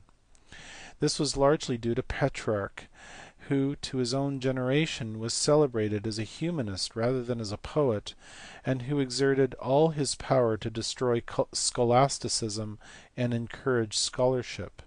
The result of these influences on the study of mathematics may be seen in the changes then introduced in the study of the quadrivium. The stimulus came from the University of Paris, where a statute to that effect was passed in 1366, and a year or two later similar regulations were made at Oxford and Cambridge. Unfortunately, no textbooks are mentioned. We can however form a reasonable estimate of the range of mathematical reading required by looking at the statutes of the universities of Prague, founded in 1348, of Vienna, founded in 1365, and of Leipzig, founded in 1389. By the statutes of Prague, dated 1384, candidates for the bachelor's degree were required to have read Hollywood's treatise on the sphere, and candidates for the master's degree to be acquainted with the first 6 books of Euclid, optics, hydrostatics, the theory of the lever, and astronomy. Lectures were actually delivered on arithmetic, on the art of reckoning with the fingers, and the algorithm of integers, on almanacs, which probably meant elementary astrology, and on the Almagest, that is, on Ptolemaic astronomy. There is, however, some reason for thinking that mathematics received far more attention here than was then usual at other universities. At Vienna in 1389 the candidate for a master's degree was required to have read 5 books of Euclid: Common Perspective, Proportional Parts, the Measurement of Superficies, and the Theory of the Planets. The last book named is the treatise by Campanus, which was founded on that by Ptolemy. This was a fairly respectable mathematical standard, but I would remind the reader that there was no such thing as plucking in a medieval university. The student had to keep an act or give a lecture on certain subjects, but whether he did it well or badly he got his degree, and it is probable that it was only the few students whose interests were mathematical who really mastered the subjects mentioned above. The 15th century. A few facts gleaned from the history of the 15th century tend to shew that the regulations about the study of the quadrivium were not seriously enforced. The lecture lists for the years 1437 and 1438 of the University of Leipzig, the statutes of which are almost identical with those of Prague as quoted above, are extant, and shew that the only lectures given there on mathematics in those years were confined to astrology. The records of Bologna, Padua, and Pisa seem to imply that there also astrology was the only scientific subject taught in the 15th century, and even as late as 1598 the professor of mathematics at Pisa was required to lecture on the Quadripartitum, an astrological work purporting, probably falsely, to have been written by Ptolemy. The only mathematical subjects mentioned in the registers of the University of Oxford, as read there between the years 1449 and 1463, were Ptolemy's astronomy, or some commentary on it, and the first 2 books of Euclid.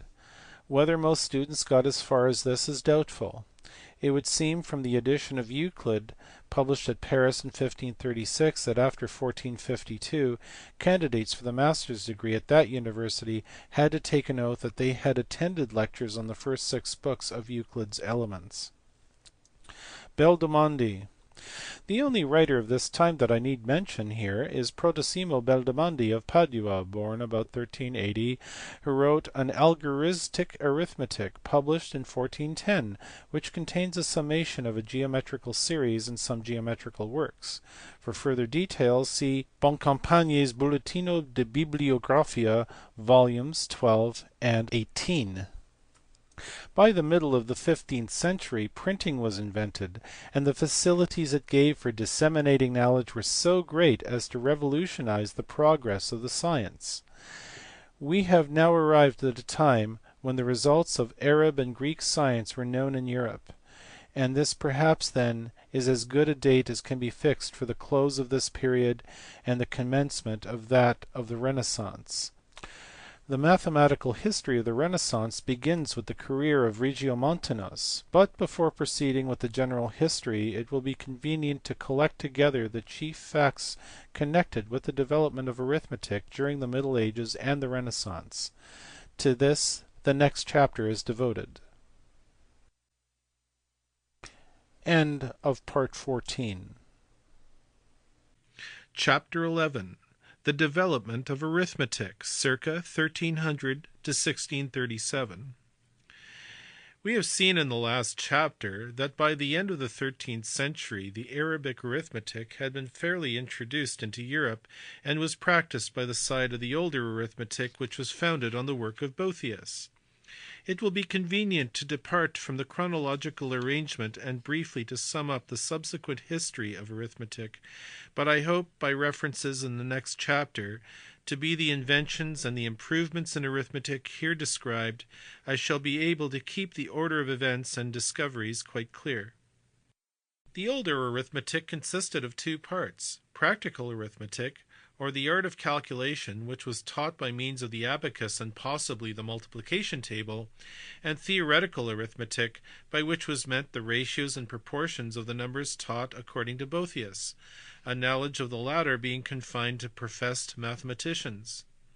The theoretical part of this system continued to be taught till the middle of the 15th century, and the practical part of it was used by the smaller tradesmen in England, Germany, and France till the beginning of the 17th century.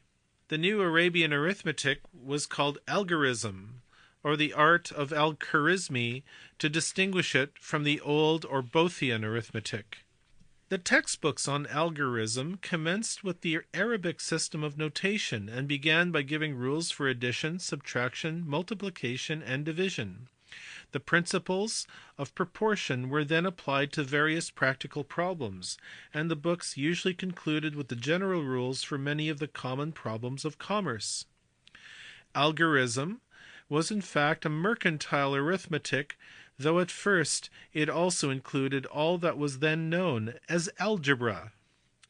Thus, algebra had its origin in arithmetic, and to most people the term universal arithmetic, by which it was sometimes designated, conveys a more accurate impression of its objects and methods than the more elaborate definitions of modern mathematicians, certainly better than the definitions of Sir William Hamilton as the science of pure time, or that of De Morgan as the calculus of succession. No doubt logically there is a marked distinction between arithmetic and algebra, for the former is a theory of discrete magnitude while the latter is that of continuous magnitude, but a scientific distinction such as this is of quite recent origin, and the idea of continuity was not introduced into mathematics before the time of Kepler. Of course, the fundamental rules of this algorithm were not at first strictly proved, that is, the work of advanced thought, but until the middle of the 17th century there was some discussion of the principles involved.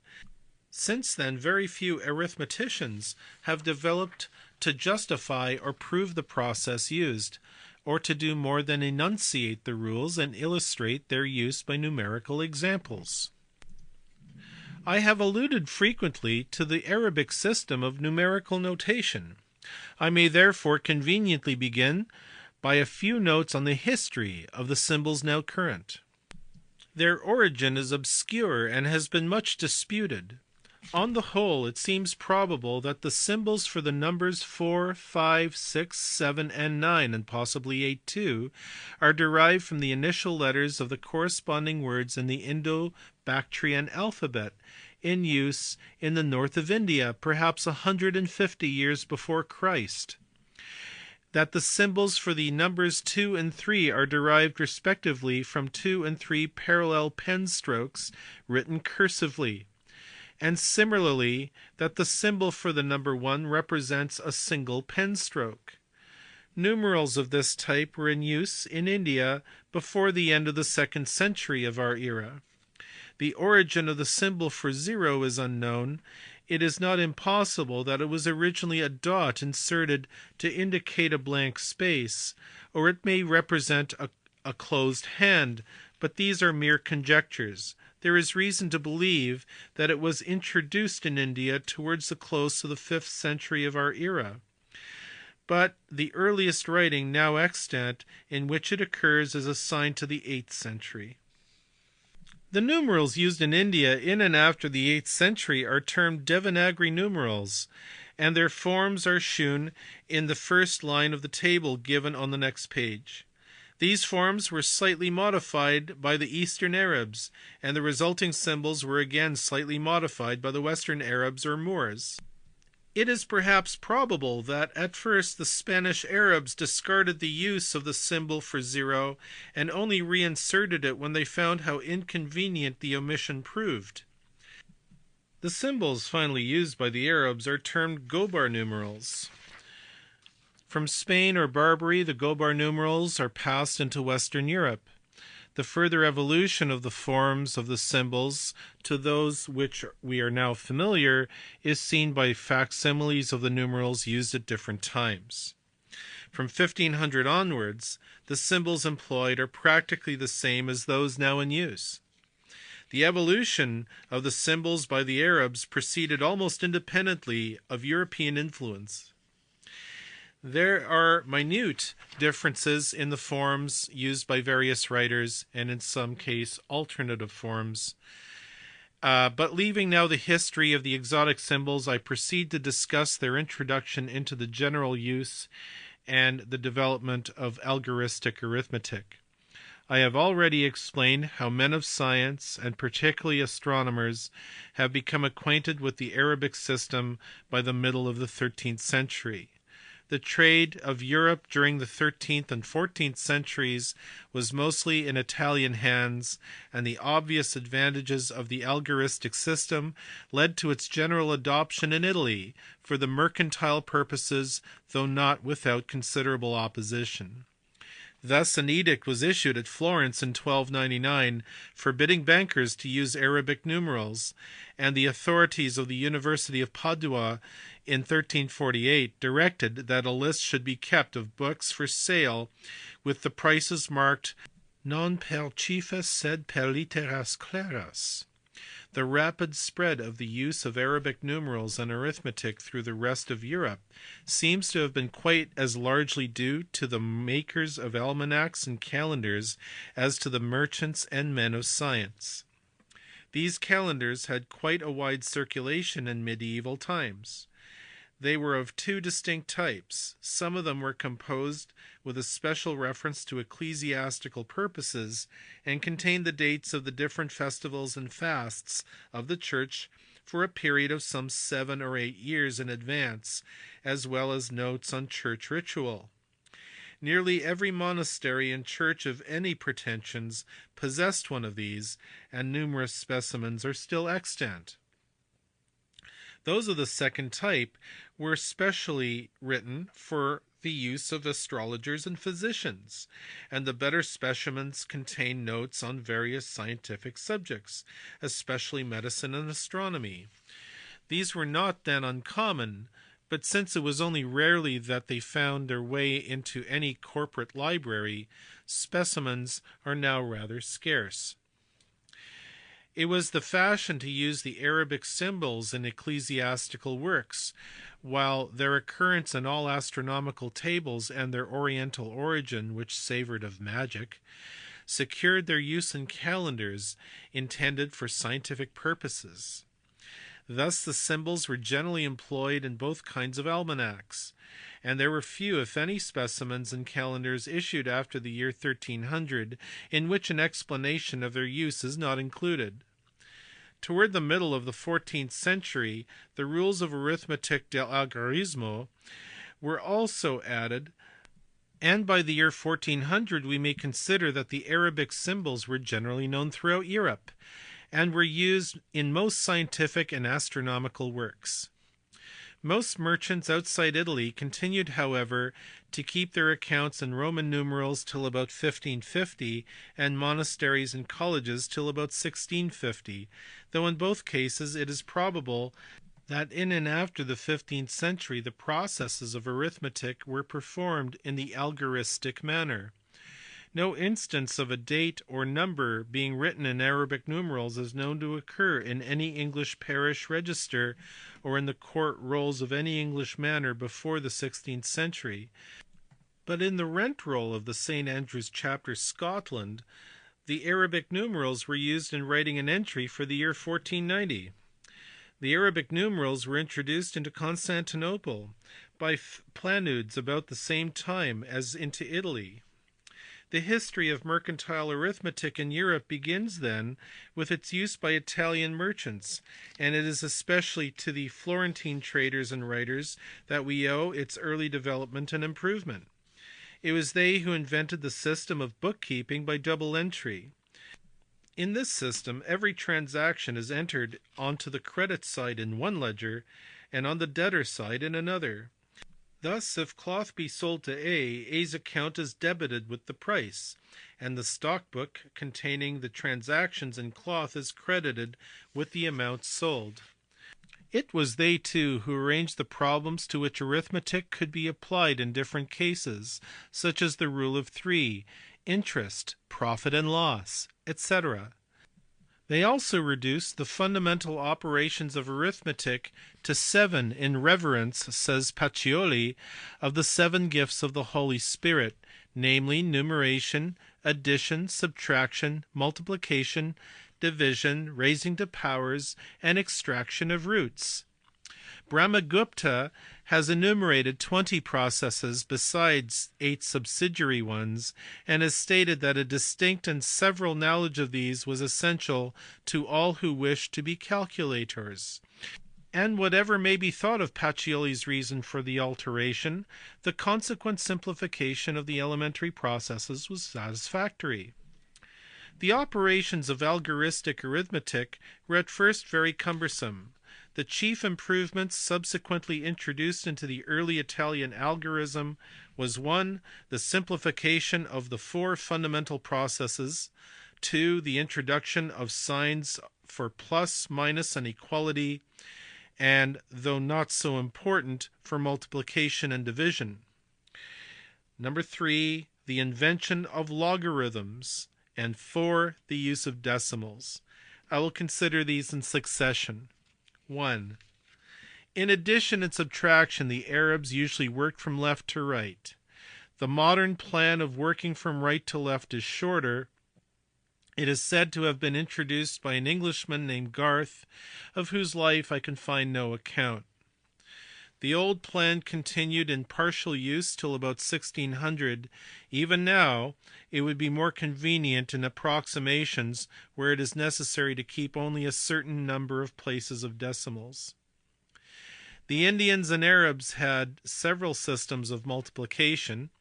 These were all somewhat laborious, and were made the more so as multiplication tables, if not unknown, were at any rate used but rarely. The operation was regarded as one of considerable difficulty, and the test of the accuracy of the result by casting out the nines was invented by the Arabs as a check on the correctness of the work. Various other systems of multiplication were subsequently employed in Italy, of which several examples are given by Pacioli and Tartaglia, and the use of multiplication table, at least as far as 5 times 5, became common. From this limited table, the resulting product of the multiplication of all numbers up to 10 times 10 can be deduced by what was termed the regula ignavi. This is a statement of the identity 5 plus a times 5 plus b equals 5 minus a times 5 minus b plus 10 multiplied by the quantity a plus b. The rule was usually enunciated in the following form. Let the number 5 be represented by the open hand, the number 6 by the hand with one finger closed, the number 7 by the hand with 2 fingers closed, the number 8 by the hand with 3 fingers closed, and the number 9 by the hand with 4 fingers closed. To multiply one number by another, let the multiplier be represented by one hand and the number multiplied by the other according to the above convention. Then the required answer is the product of the number of fingers, counting the thumb as a finger, open in the one hand by the number of fingers open in the other, together with 10 times the total number of fingers closed. The system of multiplication now in use seems to have been first introduced at Florence. The difficulty which all but professed mathematicians experience in the multiplication of large numbers led to the invention of several mechanical ways of effecting the processes. Of these, the most celebrated is that of Napier's rods, invented in 1617. In principle, it is the same as a method which had been long in use in both India and Persia, and which has been described in the diaries of several travellers, and notably in the Travels of Sir John Chardin in Persia, published in London 1686. To use the method, a number of rectangular slips of bone, wood, metal, or cardboard are prepared, and each of them divided by cross lines into 9 little squares, a slip being generally about 3 inches long and 1/3 of an inch across. In the top square, one of the digits is engraved, and the results of multiplying it by 2, 3, 4, 5, 6, 7, 8, and 9 are respectively entered in the 8 lower squares. Where the result is a number of 2 digits, the 10 digit is written above and to the left of the unit digit and separated from it by a diagonal line. The slips are usually arranged in a box. Suppose we wish to multiply 2985 by 317. The process as effected by the use of these slips is as follows. The slips headed 2, 9, 8, and 5 are taken out of the box and put side by side, arranged with their columns adjacent. The 7th row of those columns contain the product of multiplying each of these digits by 7. 14, 63, 56, and 35. Each of those numbers arranged along a diagonal, 1 above the 4, 6 above the 3, 5 above the 6, and 3 above the 5, with the tens digit above the diagonal and the units digit below. One may now take each of these tens digits and place them along a row to obtain 1653. The ones digits of these numbers may be placed beneath this arrangement but shifted 1 column to the right, such that we're adding 1653 to 4365, except that the 4365 is shifted 1 column to the right. Adding 5 to nothing gets 5, 3 and 6 make 9, 5 and 3 make 8, 6 and 4 make 10, carry the 1, 1 and 1 is 2. The result of multiplying 2985 by 7 is the number 20,895. Hence the result of multiplying by 7, 1, and 3 can be successively determined in the same way, and the required answer, namely the product of 2985 by 713, is then obtained by addition. The whole process is written such that the result is 946,245. The modification introduced by Napier in his Radiologia, published in 1617, consisted merely in replacing each slip by a prism with square ends, which he called a rod, each lateral face being divided and marked in the same way as one of the slips above described. These rods not only economized space but were easier to handle, and were arranged in such a way as to facilitate the operations required. If multiplication was considered difficult, division was first regarded as a feat which could only be performed by skilled mathematicians. The method commonly employed by the Arabs and Persians for the division of one number by another will be sufficiently illustrated by a concrete instance. Suppose we require to divide 17,978 by 472. A sheet of paper is divided into as many vertical columns as there are figures in the number to be divided. The number to be divided is written at the top and the divisor at the bottom, the first digit of each number being placed at the left hand side of the paper. Then, taking the left hand column, 4 will go into 1 no times. Hence the first figure in the dividend is 0, which is written under the last figure of the divisor. This is represented in figure 1. Next, rewrite the 472 immediately above its former position, but shifted 1 place to the right, and cancel the old figures. The 4 will go into 17 4 times. But as on trial it is found that the 4 is too big for the first digit of the dividend, 3 is selected. 3 is therefore written below the last digit of the divisor, next to the digit of the dividend last found. The process of multiplying the divisor by 3 and subtracting from the number to be divided is indicated in figure 2, and shews that the remainder is 3,818. A similar process is then repeated, i.e. 472 is divided into 3818, shewing that the quotient is 38 and the remainder is 42. Thus represented as in the next figure, which shews that the whole operation. The method described above never found much favour in Italy. The present system was in use there as early as the beginning of the 14th century, but the method generally employed was that known as the galley or scratch system. The following example from Tartaglia, in which it is required to divide 1330 by 84, will serve to illustrate this method. The process is as follows. First, write the 84 beneath the 1330, such that 84 is below the middle two digits. Then 84 will go into 133 once, hence the first figure in the quotient is 1. Now 1 times 8 is 8, which is subtracted from 13 leaves 5. Write this above the 13 and cancel the 13 and the 8, which we have as the result of the first step. Now 1 times 4 equals 4, which subtracted from 53 leaves 49.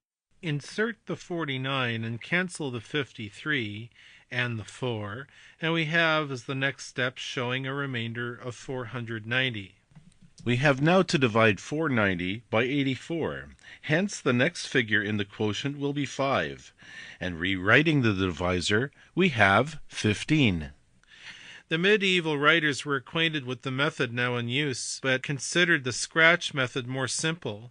In some cases the latter is very clumsy, and as may be illustrated by the following example to take from Pacioli. The object is to divide 234 by 100. The result obtained fills up with zeros, we get 234. The galley method was used in India, and the Italians may have derived it thence.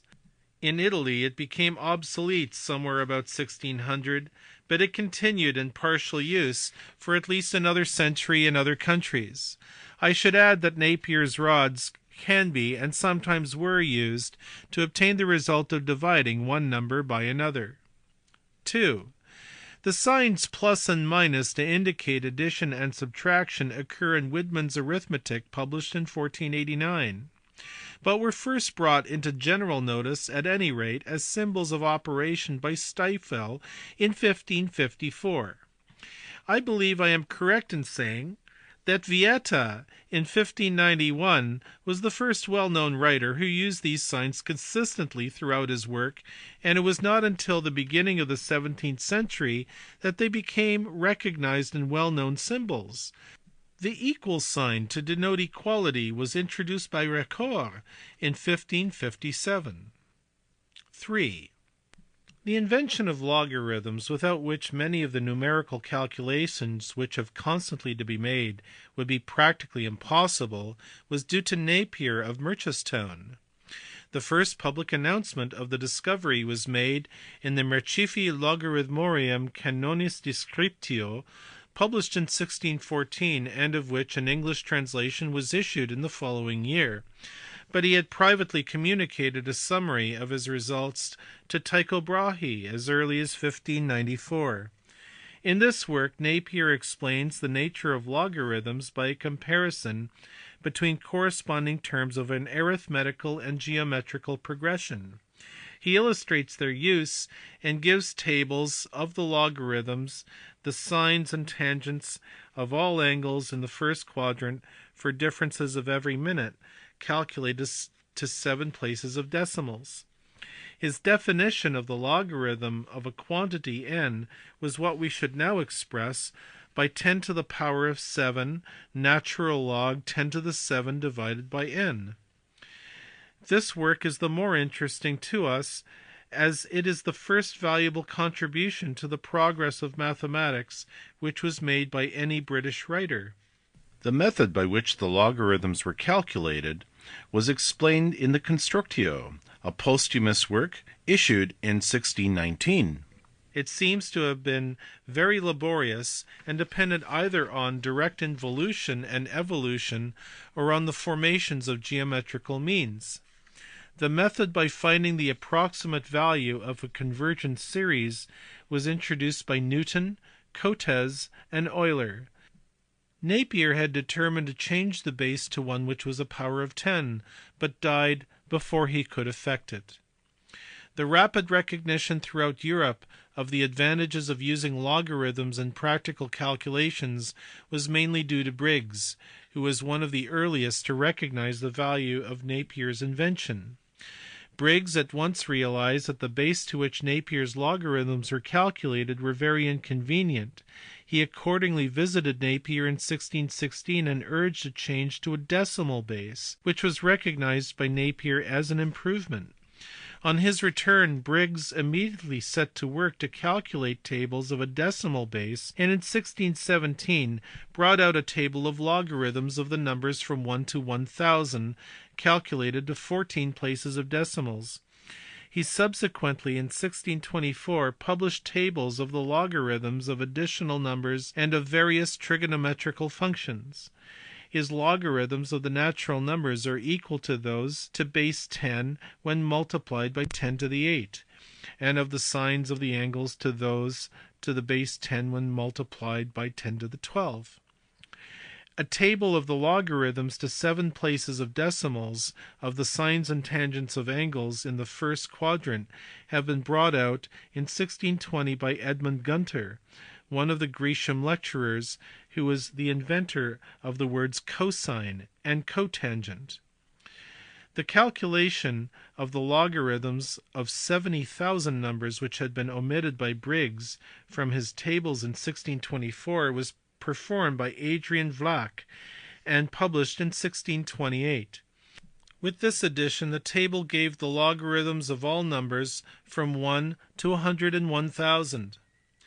The Arithmetica Logarithmica of Briggs and Vlach are subsequently the same as the existing tables. Parts have at different times been recalculated, but no tables of an equal range and fullness entirely founded on fresh computations have been published since.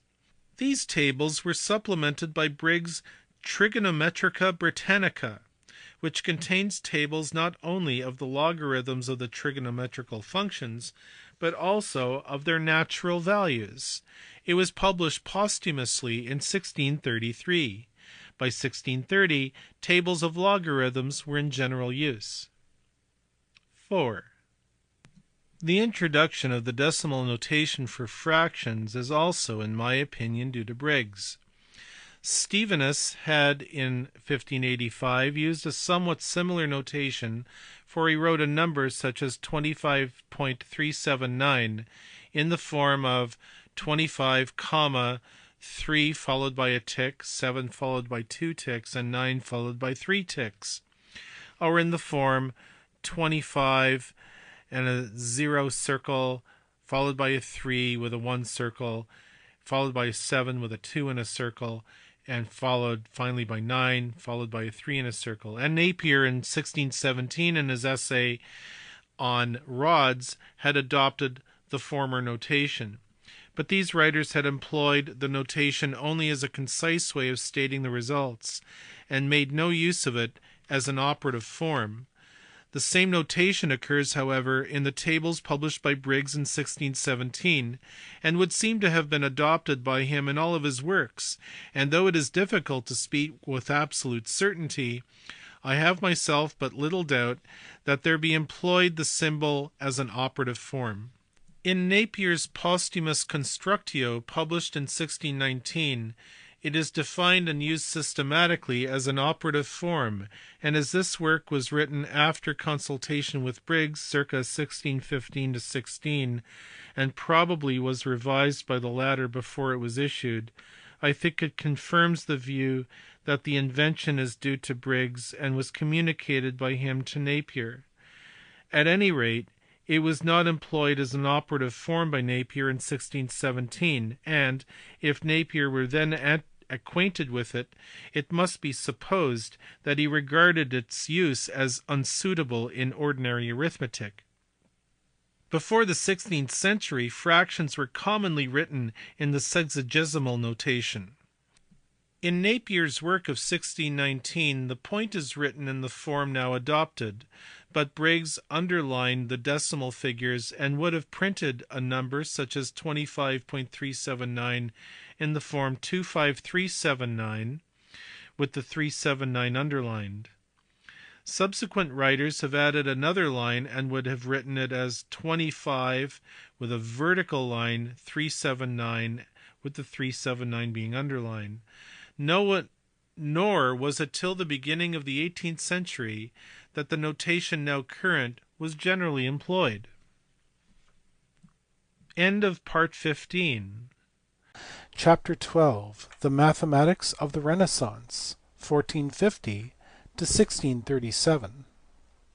The last chapter is a digression from the chronological arrangement to which as far as possible I have throughout adhered, but I trust by references in this chapter to keep the order of events and discoveries clear. I return now to the general history of mathematics in Western Europe. Mathematicians had barely assimilated the knowledge obtained from the Arabs, including their translations of Greek writers, when the refugees who escaped from Constantinople after the fall of the Eastern Empire brought the original works and traditions of the Greek science into Italy. Thus by the middle of the 15th century the chief results of Greek and Arabian mathematics were accessible to European students. The invention of printing about that time rendered the dissemination of discoveries comparatively easy. It is almost a truism to remark that until printing was introduced, a writer appealed to a very limited class of readers, but we are perhaps apt to forget that when a medieval writer published a work, the results were known only to a few of his contemporaries. This had not been the case in classical times, for then and until the 4th century of our era, Alexandria was the recognized center for the reception and dissemination of new works and discoveries. In medieval Europe, on the other hand, there was no common center through which men of science could communicate with one another, and to this cause the slow and fitful development of medieval mathematics may be partially ascribed. The introduction of printing marks the beginning of the modern world in science as in politics, for it was contemporaneous with the assimilation by the indigenous European school, which was born from scholasticism and whose history was traced in chapter 8, of the results of the Indian and Arabian schools, whose history and influence were traced in chapters 9 and 10, and of the Greek schools, whose history was traced in chapters 2 to 5. The last 2 centuries of this period in our history, which may be described as the Renaissance, were distinguished by great mental activity in all branches of learning. The creation of a fresh group of universities, including those in Scotland, of a somewhat less complex type than the medieval universities above described, testified to the general desire for knowledge. The discovery of America in 1492 and the discussions that preceded the Reformation flooded Europe with new ideas which by the invention of printing were widely disseminated. But the advance in mathematics was at least as well marked as that in literature and that in politics. During the first part of this time the attention of mathematicians was to a large extent concentrated on syncopated algebra and trigonometry. The treatment of these subjects is discussed in the first section of this chapter, but the relative importance of the mathematicians of this period is not very easy to determine. The middle years of the Renaissance were distinguished by the development of symbolic algebra. This is treated in the second section of this chapter. The close of the 16th century saw the creation of the science of dynamics. This forms the subject of the first section of chapter 13. About the same time and in the early years of the 17th century, considerable attention was paid to pure geometry. This forms the subject of the second section of chapter 13. The development of syncopated algebra and trigonometry. Regiomontanus. Amongst the many distinguished writers of this time, Johann Regiomontanus was the earliest and one of the most able. He was born at Königsberg on June 6, 1436, and died at Rome on July 6, 1476. His real name was Johann Müller, but following the custom of that time he issued his publications under a Latin pseudonym, which in his case was taken from his birthplace. To his friends, his neighbours, and tradespeople he may have been Johann Müller, but the literary and scientific world knew him as Regiomontanus, just as they knew Zepernik as Copernicus and Schwarzerd as Melanchthon. It seems to me as pedantic as it is confusing to refer to an author by his actual name when he is universally recognized under another. I shall therefore in all cases as far as possible use that title only, whether Latinized or not, by which a writer is generally known. Regiomontanus studied mathematics at the University of Vienna, then one of the chief centres of mathematical studies in Europe, under Purbach, who was a professor there. His first work, done in conjunction with Purbach, consisted of an analysis of the Almagest. In this, the trigonometrical functions sine and cosine were used, and a table of natural signs were introduced. Purbach died before the book was finished, and it was finally published at Venice, but not until 1496. As soon as this was completed, Regiomontanus wrote a book on astrology, which contained some astronomical tables and a table of natural tangents. This was published in 1490. Leaving Vienna in 1462, Regiomontanus travelled for some time in Italy and Germany, and at last in 1471 settled for a few years at Nuremberg, where he established an observatory, opened a printing press, and probably lectured. 3 tracts on astronomy by him were written here. A mechanical eagle which flapped its wings and saluted the Emperor Maximilian I on his entry into the city bears witness to his mechanical ingenuity and was reckoned among the marvels of the age. Thence Regiomontanus moved to Rome, to an invitation from Sixtus IV, who wished him to reform the calendar. He was assassinated shortly after his arrival at the age of 40. Regiomontanus was among the first to take advantage of the recovery of the original texts of the Greek mathematical works in order to make himself acquainted with the methods of reasoning and the results there used. The earliest notice in modern Europe of the algebra of Diophantus is a remark of his that he had seen a copy of it at the Vatican. He was also well read in the works of the Arab mathematicians. The fruit of this study was shewn in De Trianguli, written in 1464. This is the earliest modern systematic exposition on trigonometry, plane and spherical, though the only trigonometrical functions introduced are those of the sine and cosine. It is divided into 5 books. The first 4 are given up to plane trigonometry, and in particular to determining triangles from the 3 given conditions. The 5th book is devoted to spherical trigonometry. The work was printed in 5 volumes at Nuremberg in 1533, nearly a century after the death of Regiomontanus. As an example of the mathematics of this time, I quote one of his propositions at length. It is required to determine a triangle when the difference of the 2 sides, the perpendicular on the base, and the difference between the segments into which the base is thus divided are given. Book 2, proposition 23. The following is the solution given by Regiomontanus.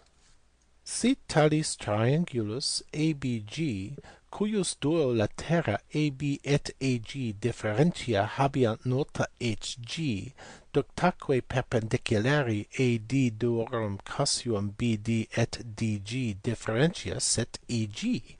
Hae duae differentiae sint datae et ipsa perpendicularis AD data. Dico quod omnia latera trianguli nota clagudentur.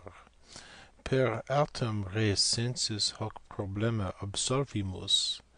Deter ergo differentia laterum ut 3, differentia casium duodecim, et perpendicularis 10. Pono probassi unum rem e pro aggregato laterum 4 res, ne proportio basis ad congeriam laterum et un hg ad ge si licet unius ad quattro.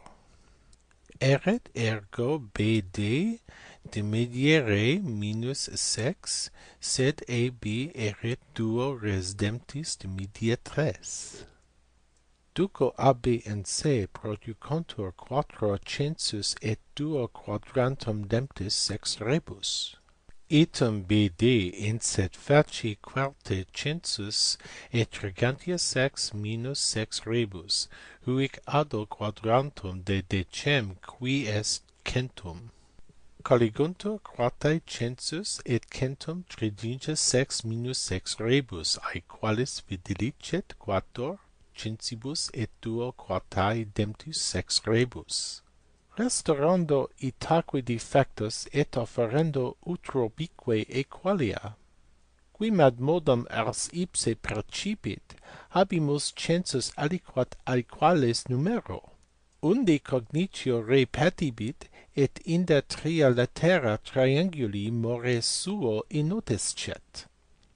To explain the language of the proof, I should add that Regiomontanus always called the unknown quantity res, and its square census or zensus, but though he uses these technical terms, he writes the words in full.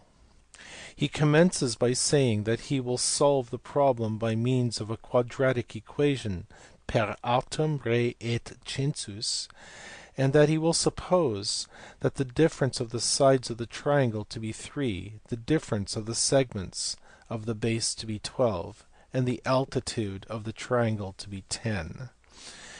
He then takes for his unknown quantity unum rem or x the basis of the triangle.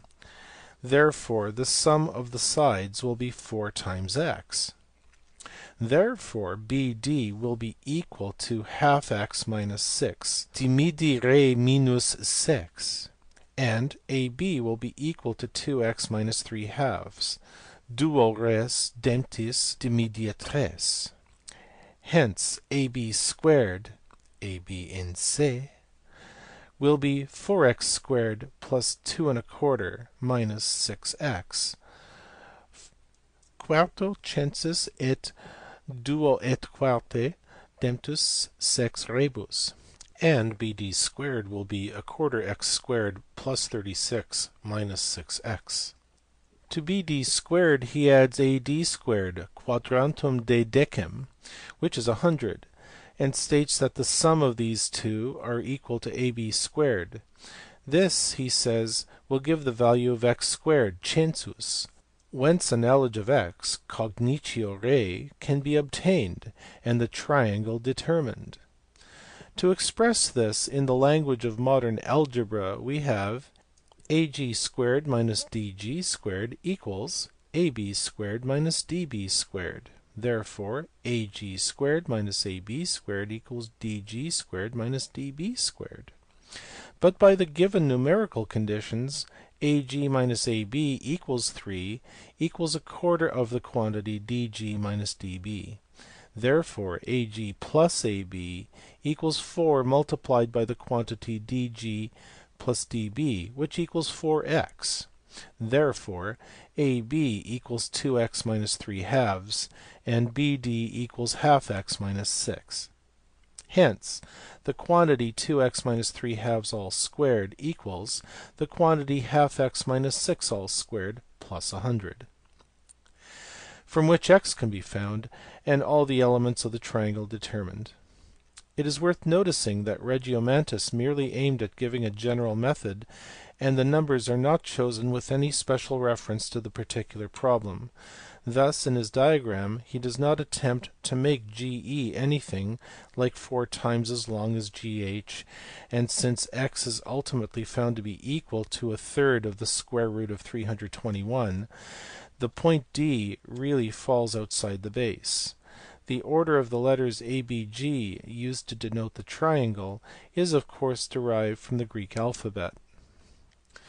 Some of the solutions which he gives are unnecessarily complicated, but it must be remembered that algebra and trigonometry were still only in the rhetorical stage of development, and when every step of the argument is expressed in words at full length, it is by no means easy to realize all that is contained in a formula. It will be observed from the above example that Regiomontanus did not hesitate to apply algebra to the solution of geometrical problems. Another illustration of this is to be found in his discussions of a question which appears in Brahmagupta's Siddhanta. The problem was to construct a quadrilateral having its sides of given lengths which should be inscribable in a circle. The solution given by Regiomontanus was effected by means of algebra and trigonometry. This was published by C. G. von Meur in Nuremberg in 1786. The Algorithmus Demonstratus of Jordanus, which was first printed in 1534, was until recently universally attributed to Regiomontanus. This work, which is concerned with algebra and arithmetic, was known to Regiomontanus, and it is possible that the text which has come down to us contains additional matter contributed by him. Regiomontanus was the most prominent mathematician of his generation, and I have dealt with his works in some detail as typical of the most advanced mathematics of the time. Of his contemporaries I shall do little more than mention the names of a few of those who are best known. None were quite of the first rank, and I should sacrifice the proportion of the parts of the subject were I to devote much space to them. Purbach. I may begin by mentioning George Purbach, first the tutor, then the friend of Regiomontanus, born near Linz on May 14, 1423, and died at Vienna on April 8, 1461, who wrote a work on planetary motions which was published in 1460, an arithmetic published in 1511, a table of eclipses published in 1514, and a table of natural signs published in 1541. Cusa. Next I may mention Nicholas von Cusa, who was born in 1401 and died in 1464.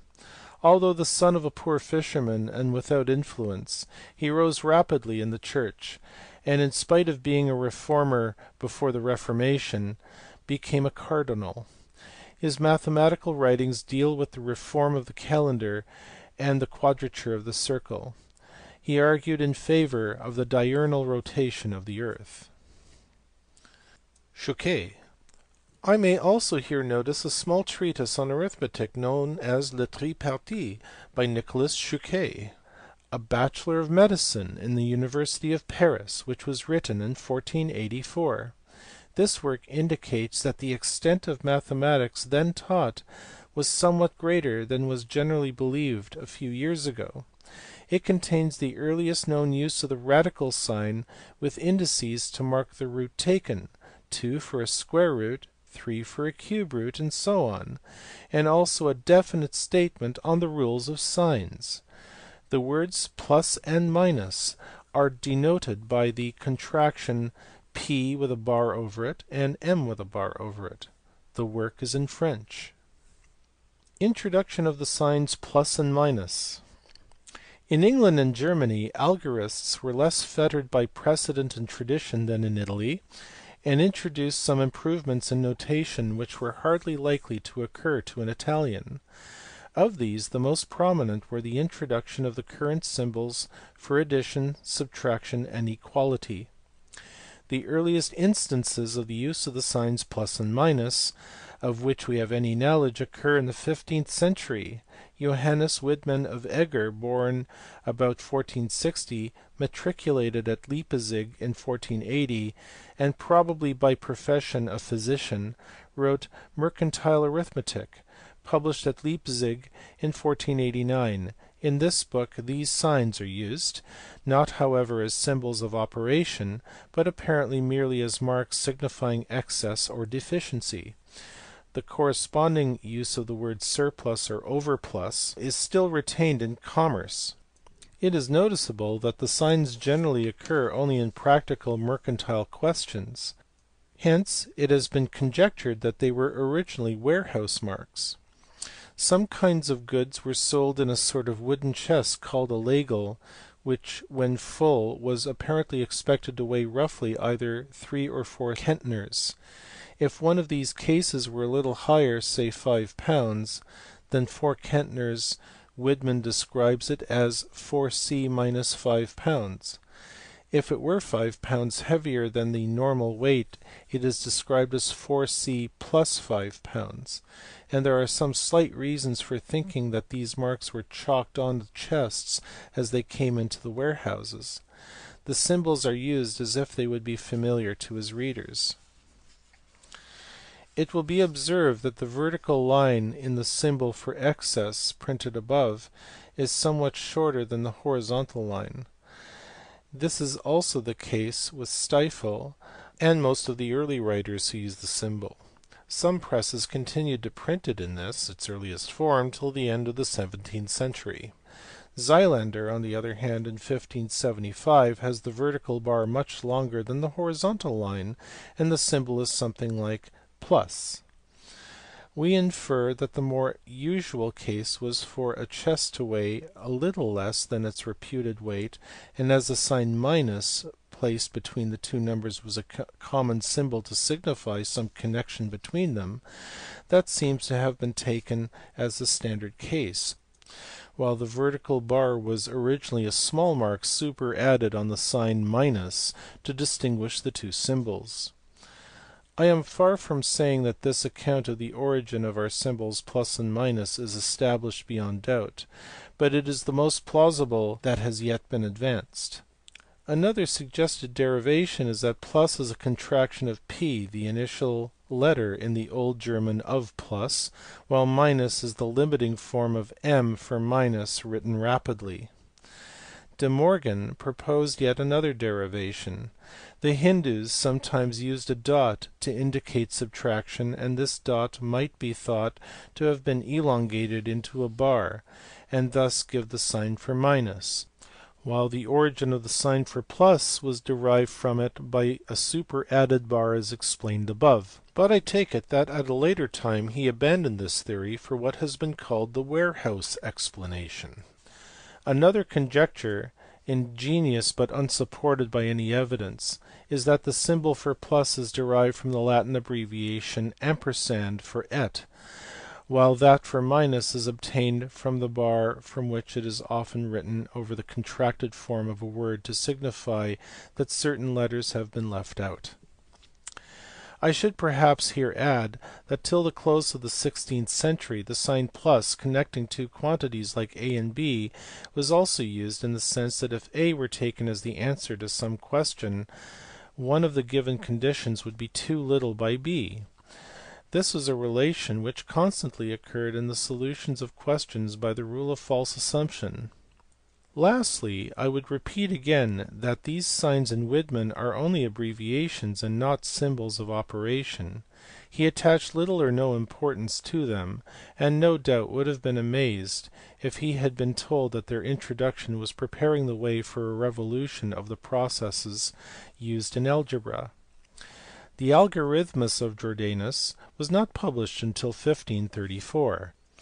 Widman's work was hardly known outside Germany, and it is to Pacioli that we owe the introduction into general use of syncopated algebra, that is, the use of abbreviations for certain of the more common algebraical quantities and operations, but where in using them the rules of syntax are observed. Pacioli. Lucas Pacioli, sometimes known as Lucas di Burgo, and sometimes but more rarely as Lucas Paciolus, was born in Burgo in Tuscany about the middle of the 15th century. We know little of his life except that he was a Franciscan friar and that he lectured in mathematics at Rome, Pisa, Venice, and Milan, and that at the last named city he was the first occupant of a chair of mathematics founded by Sforza. He died at Florence about the year 1510. His chief work was printed at Venice in 1494 and is termed Summa di Arithmetica Geometrica Proporzioni e Proporzionalità. It consists of two parts, first dealing with arithmetic and algebra, the second with geometry. This was the earliest printed book on arithmetic and algebra. It is mainly based on the writings of Leonardo of Pisa, and its importance in the history of mathematics is largely due to its wide circulation. In arithmetic, Pacioli gives rules for the four simple processes and a method for extracting square roots. He deals pretty fully with all questions connected with mercantile arithmetic, in which he works out numerous examples, and in particular discusses at great length bills of exchange and the theory of bookkeeping by double entry. This part was the first systematic exposition of algoristic arithmetic and has already been alluded to in chapter 11. It and similar work by Tartaglia are the two standard authorities on the subject. Most of the problems are solved by the method of false assumption, but there are several numerical mistakes. The following example will serve as an illustration of the kind of arithmetical problems discussed. I buy for 1440 ducats at Venice 2400 sugar loaves, whose net weight is 7200 lire. I pay as a fee to the agent 2%, to the weighers and porters on the whole 2 ducats. I afterwards spend in boxes, cords, canvas, and in fees to the ordinary packers in the whole 8 ducats. For the tax or octroi duty on the first amount 1 ducat per cent. Afterwards for duty and tax at the office of exports 3 ducats per cent. For writing directions on the boxes and booking their passage 1 ducat. For the bark on Rimini 13 ducats. In compliments to the captains and in drink for the crews of armed barks on several occasions 2 ducats. In expenses for provisions for myself and servant for 1 month 6 ducats. For expenses for several short journeys overland here and there, for barbers, for washing of linen, and of boots for myself and servant 1 ducat. Upon my arrival in Rimini I pay to the captain of the port for port dues in the money of that city 3 lire. For porters, disembarkation on land, and carriage to the magazine 5 lire. As tax upon entrance 4 soldi a load, which are in number 32, such being the custom. For booth at the fair 4 soldi per load. I further find that the measures used at the fair are different to those used at Venice, and that 140 lire of weight are there equivalent to 100 at Venice, and that 4 lire of their silver coinage are equal to a ducat of gold. I ask therefore at how much must I sell 100 lire in Rimini in order that I may gain 10% upon my whole adventure, and what is the sum which I must receive in Venetian money. In the algebra he finds expressions for the sum of the squares and the sum of the cubes of the first n natural numbers. The larger part of this book is taken up with simple and quadratic equations and problems on numbers which lead to such equations. He mentions the Arabic classification of cubic equations, but adds that their solution appears to be as impossible as the quadrature of the circle. The following is the rule he gives for solving a quadratic equation of the form x squared plus x equals a. It is rhetorical and not syncopated, and will serve to illustrate the inconvenience of that method. Si res e census numero coi quantur, a rebus dimidius sumpto censum producere debus. Addereque numero cudius a redice totiens tol semis rerum, census latusque redibit. He confines his attention to the positive roots of equations. Though much of the matter described above is taken from Leonardo's Liber Abaci, yet the notation in which it is expressed is superior to that of Leonardo. Pacioli follows the Arabs in calling the unknown quantity the thing, in Italian cosa. Hence algebra was sometimes known as the Cossack art, or in Latin res, and sometimes denotes it by co or r or rj. He calls the square of it census or zensus, and sometimes denotes it by ce, ce, or z. Similarly, the cube of it, or cuba, is sometimes represented by q, cu, or c. The fourth power, or censo di censo, is written either at length or as che di che ce space di space ce, or as cece. It may be noticed that all his equations are numerical, so that he did not rise to the conception of representing known quantities by letters as Jordanus has done and as is the case in modern algebra. But M. Libri gives two instances in which in a proportion he represents a number by a letter. He indicates addition and equality by the initial letters of the word plus and equalis, but he generally evades the introduction of a symbol for minus by writing his quantities on that side of the equation which makes them positive, though in a few places he denotes it by m with a bar over it for minus, or by de for demptus. This is a commencement of syncopated algebra. There is nothing striking in the results he arrives at in the second or geometrical part of the work, nor in two other tracts on geometry which he wrote, and which were printed at Venice in 1508 and 1509. It may be noticed, however, that like Regiomontanus he applies algebra to aid him in investigating the geometrical properties of figures. The following is a problem which will illustrate the kind of geometrical questions he attacked. The radius of the inscribed circle of a triangle is 4 inches, and the segments into which one side is divided by the point of contact are 6 inches and 8 inches respectively. Determine the other sides. To solve this, it is sufficient to remark that RS equals the triangle, which equals the square root of s times the quantity s minus a times the quantity s minus b times the quantity s minus c, which gives 4s equals the square root of s times the quantity s minus 14 times 6 times 8, all under the square root. Hence s equals 21. Therefore the required sides are 21 minus 6 and 21 minus 8, that is 15 and 13. But Pacioli makes no use of these formulae with which he was acquainted, but gives an elaborate geometrical construction and then uses algebra to find the lengths of the various segments of the lines he wants. The work is too long for me to reproduce here, but the following analysis of it will afford sufficient materials for its reproduction. Let ABC be the triangle, DEF be the points of contact with the sides, and O the center of the given circle. Let H be the point of intersection of OB and DF, and K that of OC and DE. Let L and M be the feet of the perpendiculars drawn from E and F on BC.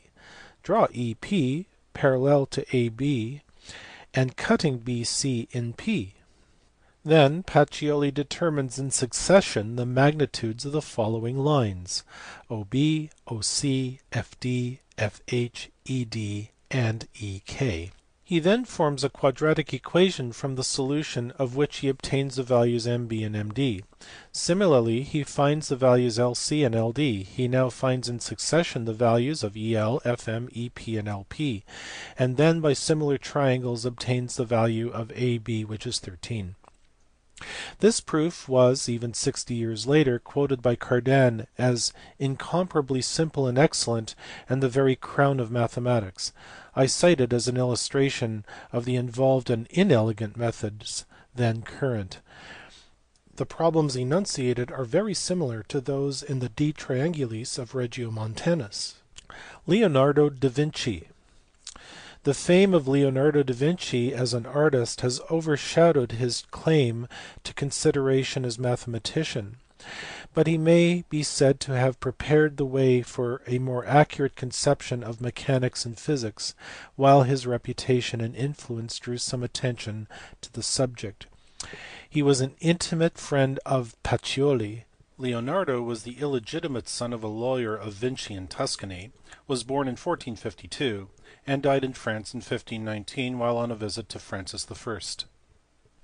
Several manuscripts by him were seized by the French revolutionary armies at the end of the last century, and Venturi, at the request of the Institute, reported on those concerned with physical or mathematical subjects. Leaving out of account Leonardo's numerous and important artistic works, his mathematical writings are concerned chiefly with mechanics, hydraulics, and optics, his conclusions being usually based on experiments.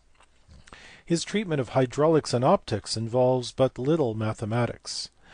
The mechanics contain numerous and serious errors. The best portions are those dealing with the equilibrium of a lever under any forces, the laws of friction, the stability of a body as affected by the position of its center of gravity, the strength of beams, and the orbit of a particle under a central force. He also treated a few easy problems by virtual moments. A knowledge of the triangle of forces is occasionally attributed to him, but I think it is most probable that his views on the subject were somewhat indefinite. Generally, one may say that all his mathematical work is unfinished and consists largely of suggestions which he had not the patience to verify or discuss in detail. Dürer. Albrecht Dürer was another artist of the same time who was also known as a mathematician. He was born at Nuremberg in May 21st, 1471, and died there on April 6, 1528.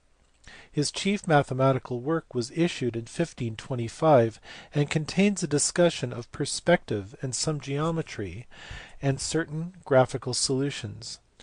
Latin translations of it were issued in 1532, 1555, and 1605. Copernicus.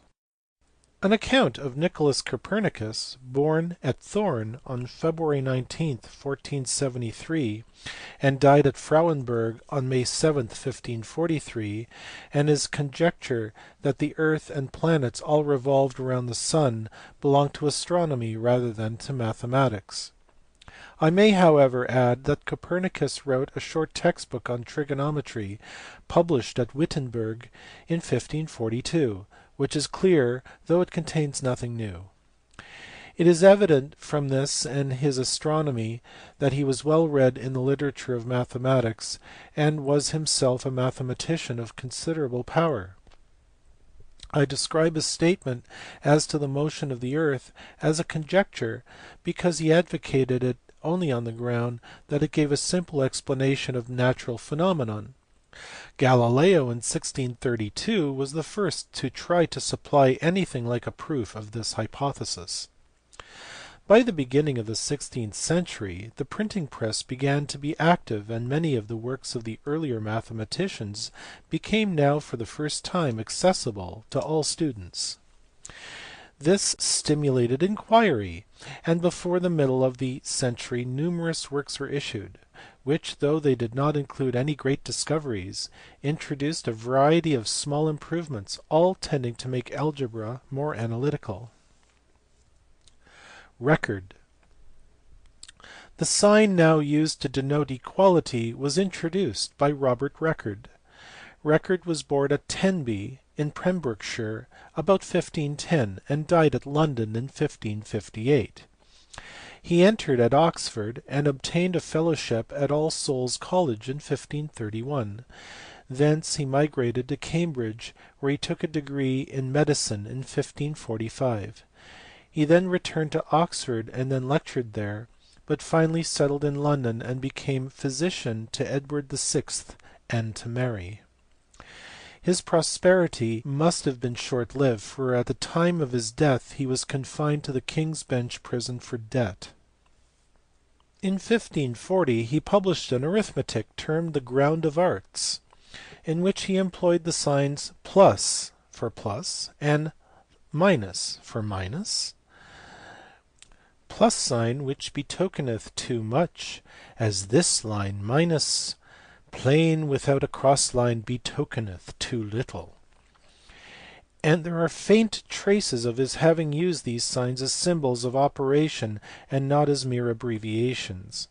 In this book the equality of two ratios is indicated by two equal and parallel lines whose opposite ends are joined diagonally, for example a greater than or equal to sign.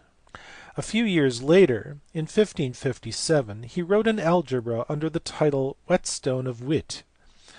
This is interesting as it contains the earliest introduction of the sign equals for equality, and he says he selected that particular symbol because than two parallel straight lines no two things can be more equal. M. Charles Henry has however pointed out that this sign is a not uncommon abbreviation for the word est in medieval manuscripts, and this would seem to indicate a more probable origin. In this work records shewed how the square root of an algebraical expression could be extracted. He also wrote on astronomy. These works give a clear view of the knowledge of the time. Rudolf Riese. About the same time in Germany, Rudolf and Riese took up the subjects of algebra and arithmetic. Their investigations formed the basis of Stieffel's well-known work. Christoph Rudolf published his algebra in 1525. It is entitled Die Kraus, and it is founded on the writings of Pacioli and perhaps of Jordanus. Rudolf introduced the sign of surd for the square root, the symbol being the corruption of the initial letter of the word radix, and similarly 3 surds denoted a cube root and 2 surds denoted a fourth root. Adam Riese was born near Bamberg, Bavaria in 1489 of humble parentage, and after working for some years as a miner set up a school. He died at Annaberg on March 30th, 1559. He wrote a treatise on practical geometry, but his most important book was his well-known Arithmetic, which may be described as algebraical, issued in 1536 and founded on Pacioli's work. Riese used the symbols plus and minus. End of section 16.